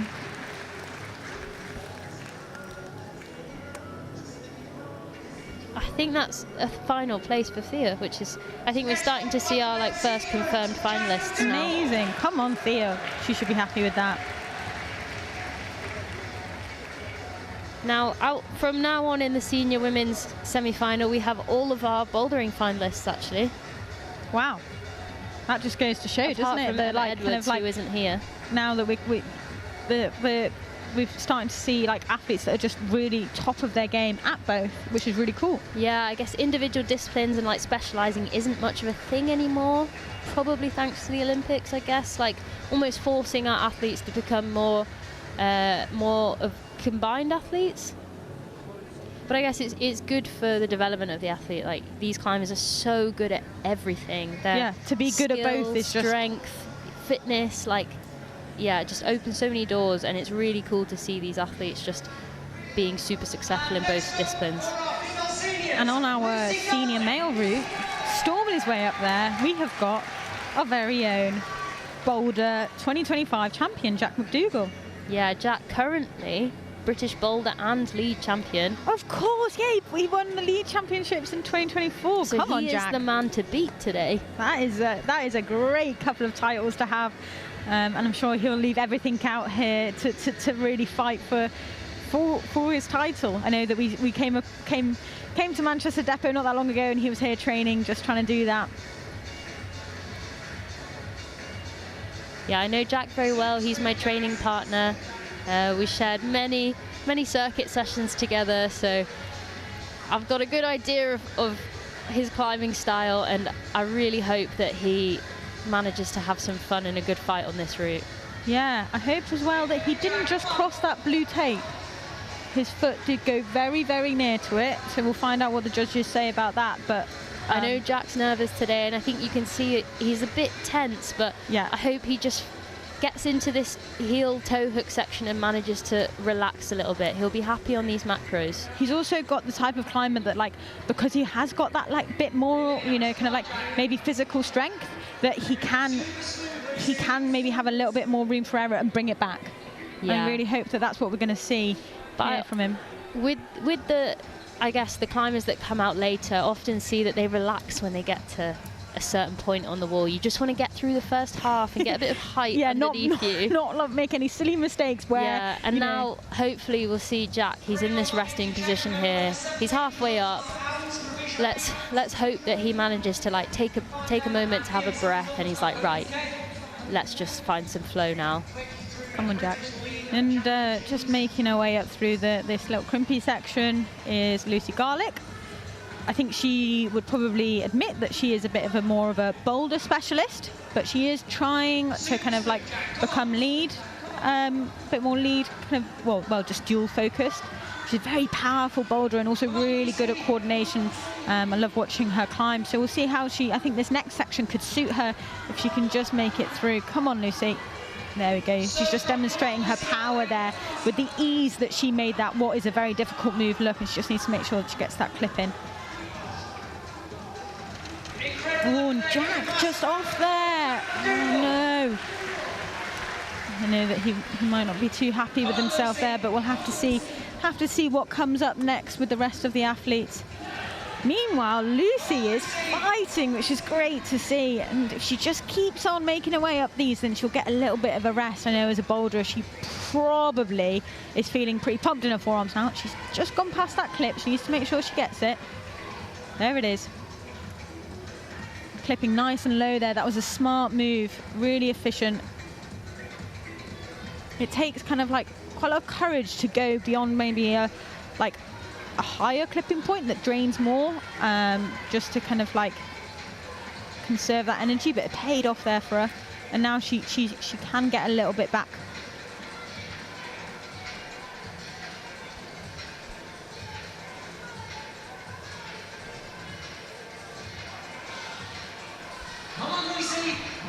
Lucy not wasting any time. She didn't spend that long in the rest positions. Maybe sometimes there isn't a point. Like you find that you're actually wasting more energy trying to rest than actually gaining any back. But Lucy's looking really good. She is fighting. Come on, Lucy. Come on. She's got that clip in. Come on, Lucy. Come on, Lucy! Oh, and she's fallen off that move that quite a few others have fallen off, but she should be really proud of herself there. She climbed really well. Bit of a foot slip, that left foot, but I think she just didn't quite have the beans to go the distance and she was really looking stand up on that foot. Yeah, but she managed to climb through that pump. And maybe as predominantly a boulderer, she knew that even if she rested, she couldn't quite get that juice back in those forearms. And we have Sam Hammond here, just making his way up the start of the male route. He was a finalist in our finalist or semi-finalist. Also, it becomes a bit of a blur after a while in the bouldering. I know he'll be wanting to put in a good effort here. He's moving really confidently, just absolutely powering through, not hesitating, not wasting any time. Qualified for the semi-final in third.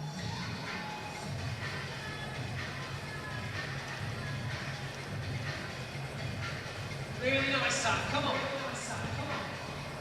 Come on, Sam. It must feel pretty cool to be the only climber on the wall currently, knowing all eyes are on you, really soaking up that atmosphere. Yeah, a bit of a finals experience, that. Yeah. But Sam is really not wasting any time. He's moving so efficiently. Let's see if he can make it to a rest at some point. And, you know, I think that is the best way to climb. You know, when you're climbing, you're moving. But let's hope that he's not rushed too much. Yeah, and it really shows that you're making good decisions when you can keep a pace like that, because you're just like, you're doing what the route setter wants. But he is moving beyond this clip. That could be tricky. Oh, and he's still looking at it. Yeah, but he knows that he's got to get it in, but it could be draining. Oh, he's in a position. Maybe actually quite a good clipping position, but quite a committed I one. think we'll see. Again, a bit like Jack, maybe if he can like get into this like half shake, then he'll be able to bring it back a little bit. Let's see if he can switch. He's not found the toe hooks. No, so he's not looking like super relaxed. He's choosing to carry on. Come on, Sam. But you know, these competitors, they can fight. That is what they're good for. They are not just good climbers, but they are good climbers when they are pumped. And when, maybe you know, he prefers the more traditional, like crimpy endurance kind of style of climbing. So and we just lose him there as well on that. And he actually went up with a different hand, so that again just goes to show maybe like what happens to your decision making when you're super pumped. But you know, we haven't seen anyone get much further than where he got to. I think it could be pretty tight to see like who squeezes into finals or not. It's definitely going to be a close one in the men's field, that's for sure.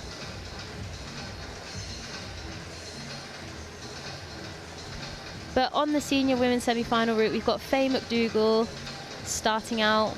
We had all three of the siblings climbing in today's semi-final, which I think is really cool. It's amazing. They all climbed in the boulder semi-finals, and Jack and Faye were also, well, Jack was the winner and Faye was third place at BBC's a couple weekends ago. So There's really talented climbing family. Genes. And what's also really sweet is they all train together. Which They I do, think and is they're brilliant. so supportive of each other. It's amazing.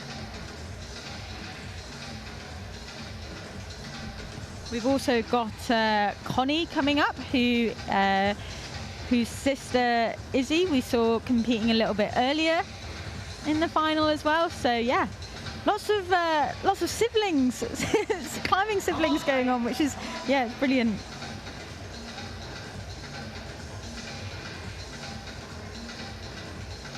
Faye climbing with a nice kind of like pace, looking pretty calm. Next out from our male seniors, Reece Tomlin. And yeah, she's opting for a heel here to try and take a little bit of the power out, but struggling to find it there. Looking like maybe a potentially powerful position to clip from. Come on, Faye.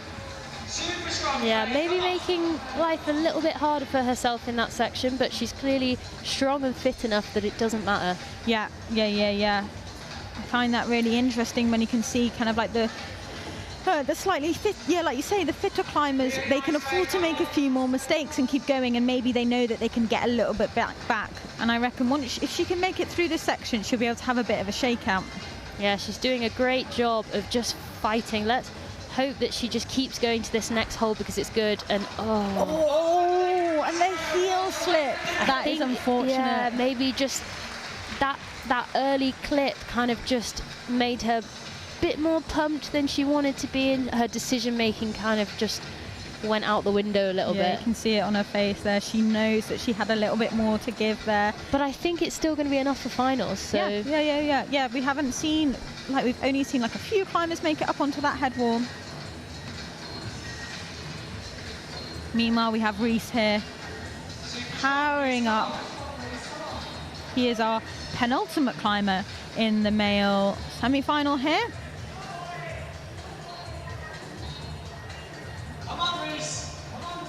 Come on, Reese. You see him there, but a quick tap on the back of his neck, and I think let's get some blood flow to his fingers.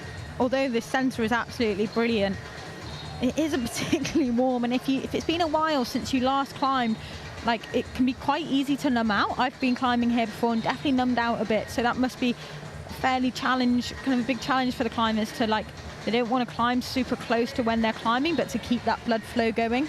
Yeah, that's one of the challenges about coming out later, or, you know, about the lead competitions. With boulder, you know exactly when you're going to start, but with the lead, it's just down to Reese just displaying how... He's just like, I don't need that toe hook rest, I'm going to campus. He's a very strong climber, Yeah, and sometimes you just have to climb things in your style, and maybe it would have taken more energy and been more uncomfortable and stressful for Reese to have tried to place all of the toe hooks and heel hooks than it was for him to just simply campus. So and then he's warming up his hands again.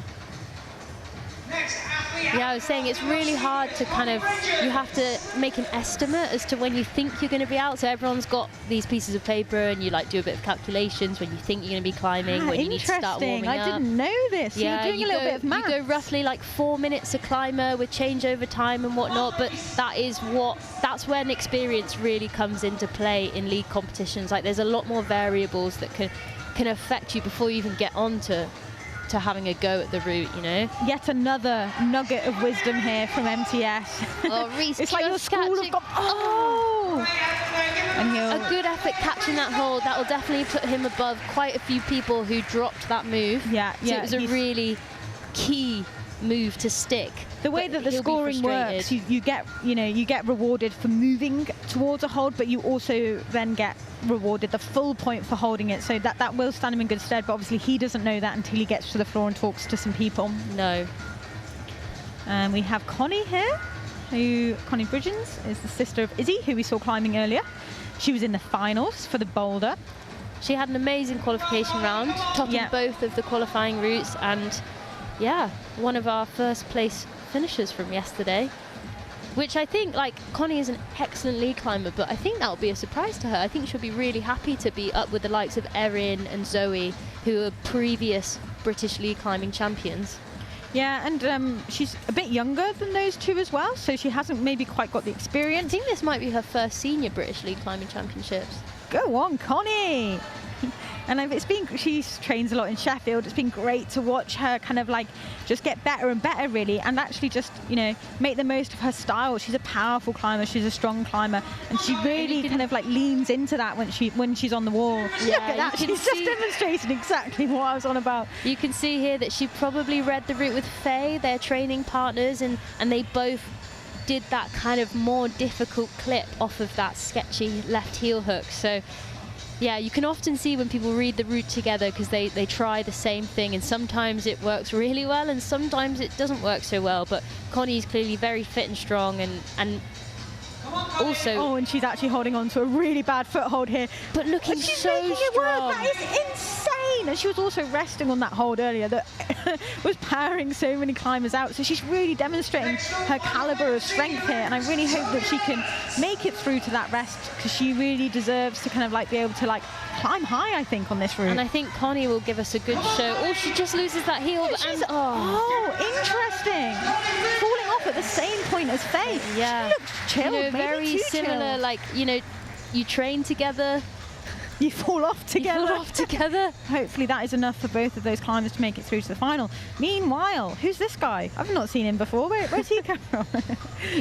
Yeah, on our senior men's semi-final route, our final climber of the semi-final, we have Toby Roberts. The only male to top both qualifying routes. And if you didn't know already, he's the Olympic champion. Oh, it's our golden boy. That's the one. Toby Roberts. Yeah. he'll be feeling at home on this lead route, I'm sure, and hopefully he's going to show us what moves the setters have set at the top. I want to see it. I want to see what they've got in store. And if there's anyone that can, it's this guy. Yeah, Toby had maybe a slightly disappointing British Bouldering Championships for him. Missed out on a podium position, but you know, he's been like lead climbing in Spain. Yeah, like this is where I think we'll really see how good Toby is. Like he was a lead specialist before he became excellent at bouldering, but he's one of like maybe the only Brit to win a boulder and lead World Cup. Yeah. Of our current generation, that's for sure. He's iconic, that is. Yeah. And he can just enter like a different fight mode to other climbers. Yeah, he's got a very distinguishable like style. Yeah, and face. His fighting face. I want to see some of that today. That's what I'm excited about. He leaves it all out on the wall. And he's currently not climbing it in the most efficient way either, I would say. But I'd say that's kind of Toby's style. That is Toby's style. He just makes it happen and he makes it work. Yeah, and maybe actually that is good for when you get to a point where, like, you know, if he doesn't climb in a comfortable style from the start, then it doesn't matter when the route gets really hard and uncomfortable because you're used to that. Yeah, I'd say Toby is at home when he's uncomfortable. So there you go, top tip there. Just be uncomfortable when you're climbing. You might become Toby Roberts, who knows? His training looks absolutely brutal and he spends a lot of time outside of his comfort zone. Yeah. He just keeps going and keeps going and keeps going, and I think, you know, he can really use that as a superpower when the route gets difficult, when he's not, you know, maybe when he's struggling early on, he's just so used to grafting it out and just keeping on going that it always plays out in his favor. Yeah, the hard work is truly inspiring. And there he goes, he reaches that hold, just static motion, down on those holds. Meanwhile, over on the women's route, we have got Zoe Petermans. She previous British League climbing champion and boulder champion, and she will be wanting to give it a good fight. She's in really good shape at the moment. I was really impressed with her performance during the Boulder Championships just a couple of weeks ago, and I'm really excited and hope that we can see her fighting high up on this route today. I know that kind of like, although she's obviously a really strong boulderer now, she used to be predominantly a lead climber. And here we have a new high point on the men's route by Toby Roberts. Still looking pretty casual here. And hopefully he'll demonstrate just how casual, you know, the rest of these moves are, even though they certainly aren't. He'll make them look cash. Come on, Toby. Come on, Toby! Zoe also resting on this hold that many other climbers have struggled with, just showing, you know, that caliber of strength. And, oh, she's going backwards. Come on, Toby! Oh no, she's read it the same. Also a member of the precision climbing team, and maybe having read the route with Faye and Connie. That is a bad foothold, you know. Their people's heels have slipped off that. Meanwhile, Toby's on the last move and he gets it. Go on. Will it be a competition of only tops for Toby? It could be. I feel like we looked away for a moment and suddenly he was at the top. Congratulations, yeah, he just Toby. went into absolute cruise He's looking mode. down as if kind of like, yeah, that was nothing. He looks like he's just warming up. Yeah. So he has made it through this difficult section, and I'm really glad she managed to stay calm and just not panic make it when work. she realised that and a bit of a rest coming up, so hopefully she can get that back. I know it will have drained her a little bit. Yeah, she's brought her feet up really high and she's made her way into that rest. Good climbing from Zoe here. She's like a really technically gifted and able climber. She loves a heel hook, and I know that she's going to be absolutely milking all of these heels and rests. Fun fact, I actually used to compete against Zoe when I was a wee child in the YCS rounds. She's trained and grew up in South Wales, and I grew up in North Wales, so I've actually known Zoe for a really, really long time. But it's just been amazing to just see her kind of like go from like strength to strength and just keep grinding it out, keep training, keep making those gains, and if you really put in the time and effort, it will pay off, as she is showing us now. She's our second to last athlete out for the senior women. She's on that heel hook, resting. And she's up into the head wall, making the most of those heels. Come on, Zoe. Looking like she's having to fight a bit more. Come on. Come on, Zoe. Come on. Oh, and she stuck that hold, which quite a few people have actually kind of like come off going towards. I think she's in a little bit of trouble without that clip. Let's see if she can. She hasn't quite. Oh, yeah, I knew she just couldn't great really effort from Zoe there. go any further there, but that was, yeah, an incredible effort. And we'll definitely be seeing her later on in the final today. Yeah, yeah. So job done for Zoe. That was all this round was, making it through to the next. And she looks almost like a little bit disappointed there, but maybe, you know. I think she'd have wanted to give her absolute best. Yeah. She's a fiery competitor. She wants to leave it all out there. She's got passion, that's she for has sure. got passion. She's got buckets and buckets of passion. And she trains so hard. And I know she'll have just wanted to show that training and all the hard work she's put in every round. And that's, you know, that's why we do it. That's why we do it. Well, yeah, that's why they do it. The collective we. No, I'm very excited to see how she gets on in the finals. And we've got one climber remaining in our semi-finals of the VLCC's 2024. Nope, not in that year anymore, 2025, who needs very little introduction. We've got Erin McNeice. Yeah, Olympic finalist, current British bouldering second champion. Olympic finalist, not finalist, sorry, Olympian of 2024, alongside you. Yeah, she won the British League Climbing Championships a couple of years ago, so she'll be back to try and take that title again. Yeah, there's been a nice little date change for our British Championships this year, which means that instead of having them in the summer, we can have them this time of year.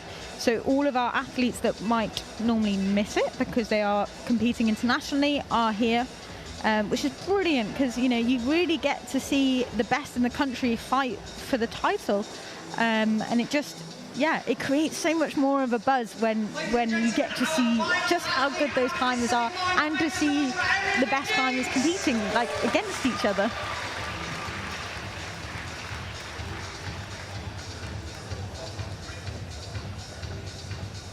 And hopefully Erin will demonstrate what is in store up on that head wall. So we are now joined on the mat by Toby Roberts. Erin is our bouldering champion. Let's see if she'll be the double champion. She is very, very good at both as well. So That's like your go-to, your happy place, right? Yeah, definitely landing on there trying to. It's been a while since I've had to like climb on a headboard, so it feels really good to get back into it. Brilliant. And Our MC George just having a little chat with Toby, and Toby's just saying how much fun he had basically getting back on a rope and having a little fight on a head wall. He said it's been a long time. It has been a while since the end of the last international season. So these athletes are probably feeling a little bit rusty, but they're enjoying being back out on stage. well, it's good to know as well that Toby said he had to fight a little, even if it was just a little bit. We'll take that.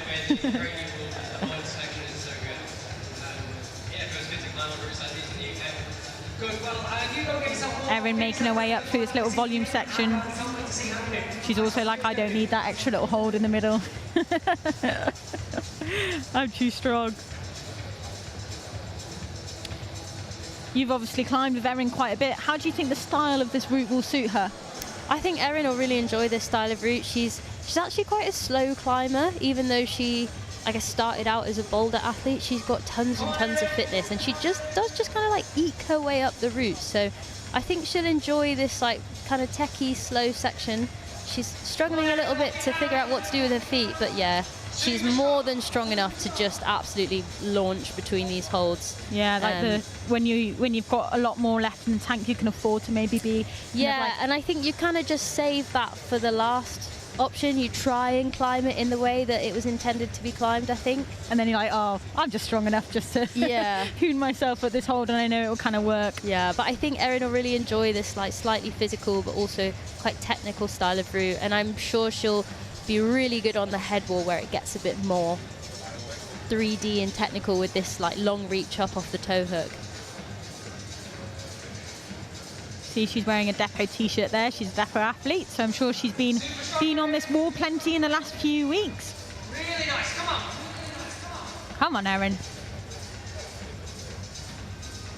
Oh, nice. Smart move there, opting for that high heel to avoid kind of like slipping on that low one, but it still looked pretty strenuous. Yeah, Erin's looking like she's having to try a little bit harder than maybe we expected her to, but she might just be... It's been a while since she saw this route, don't forget. It's been well over 2 hours since Erin had her observation period, so she's probably just, you know, remembering things. But, I mean, she looks like she's pretty chilled now. I think these next 2 holds will be more than enough for her to recover pretty much back to normal, I think. Yeah, the way that she just looked down there just totally goes to show just how kind of like you say, casual she feels right now. And I guess that's the experience of having competed on the international circuit for a little while now. It's just that you kind of know how to maybe like reset and not carry the stress with you if you've found a couple of moves a bit hard. Yeah, and I'm sure Erin has high expectations of herself for this competition, but, you know, she's the one to beat. And it is, you do get nervous. Like, you just gotta, anyone can make a mistake. And we're only human. And so I think maybe Erin was just a little bit tense through that bottom section, just wanting to get up to the head wall in kind of like the safe zone now. So hopefully Erin will be a bit more chill and we'll be able to see her just go for it all the way to the top. There we go. And she's just demonstrating that chillness now on those crimps. Let's see if she can get this clip in. It looks like an awkward clipping position. Here we go. She's, the first to get that clip in such a casual manner.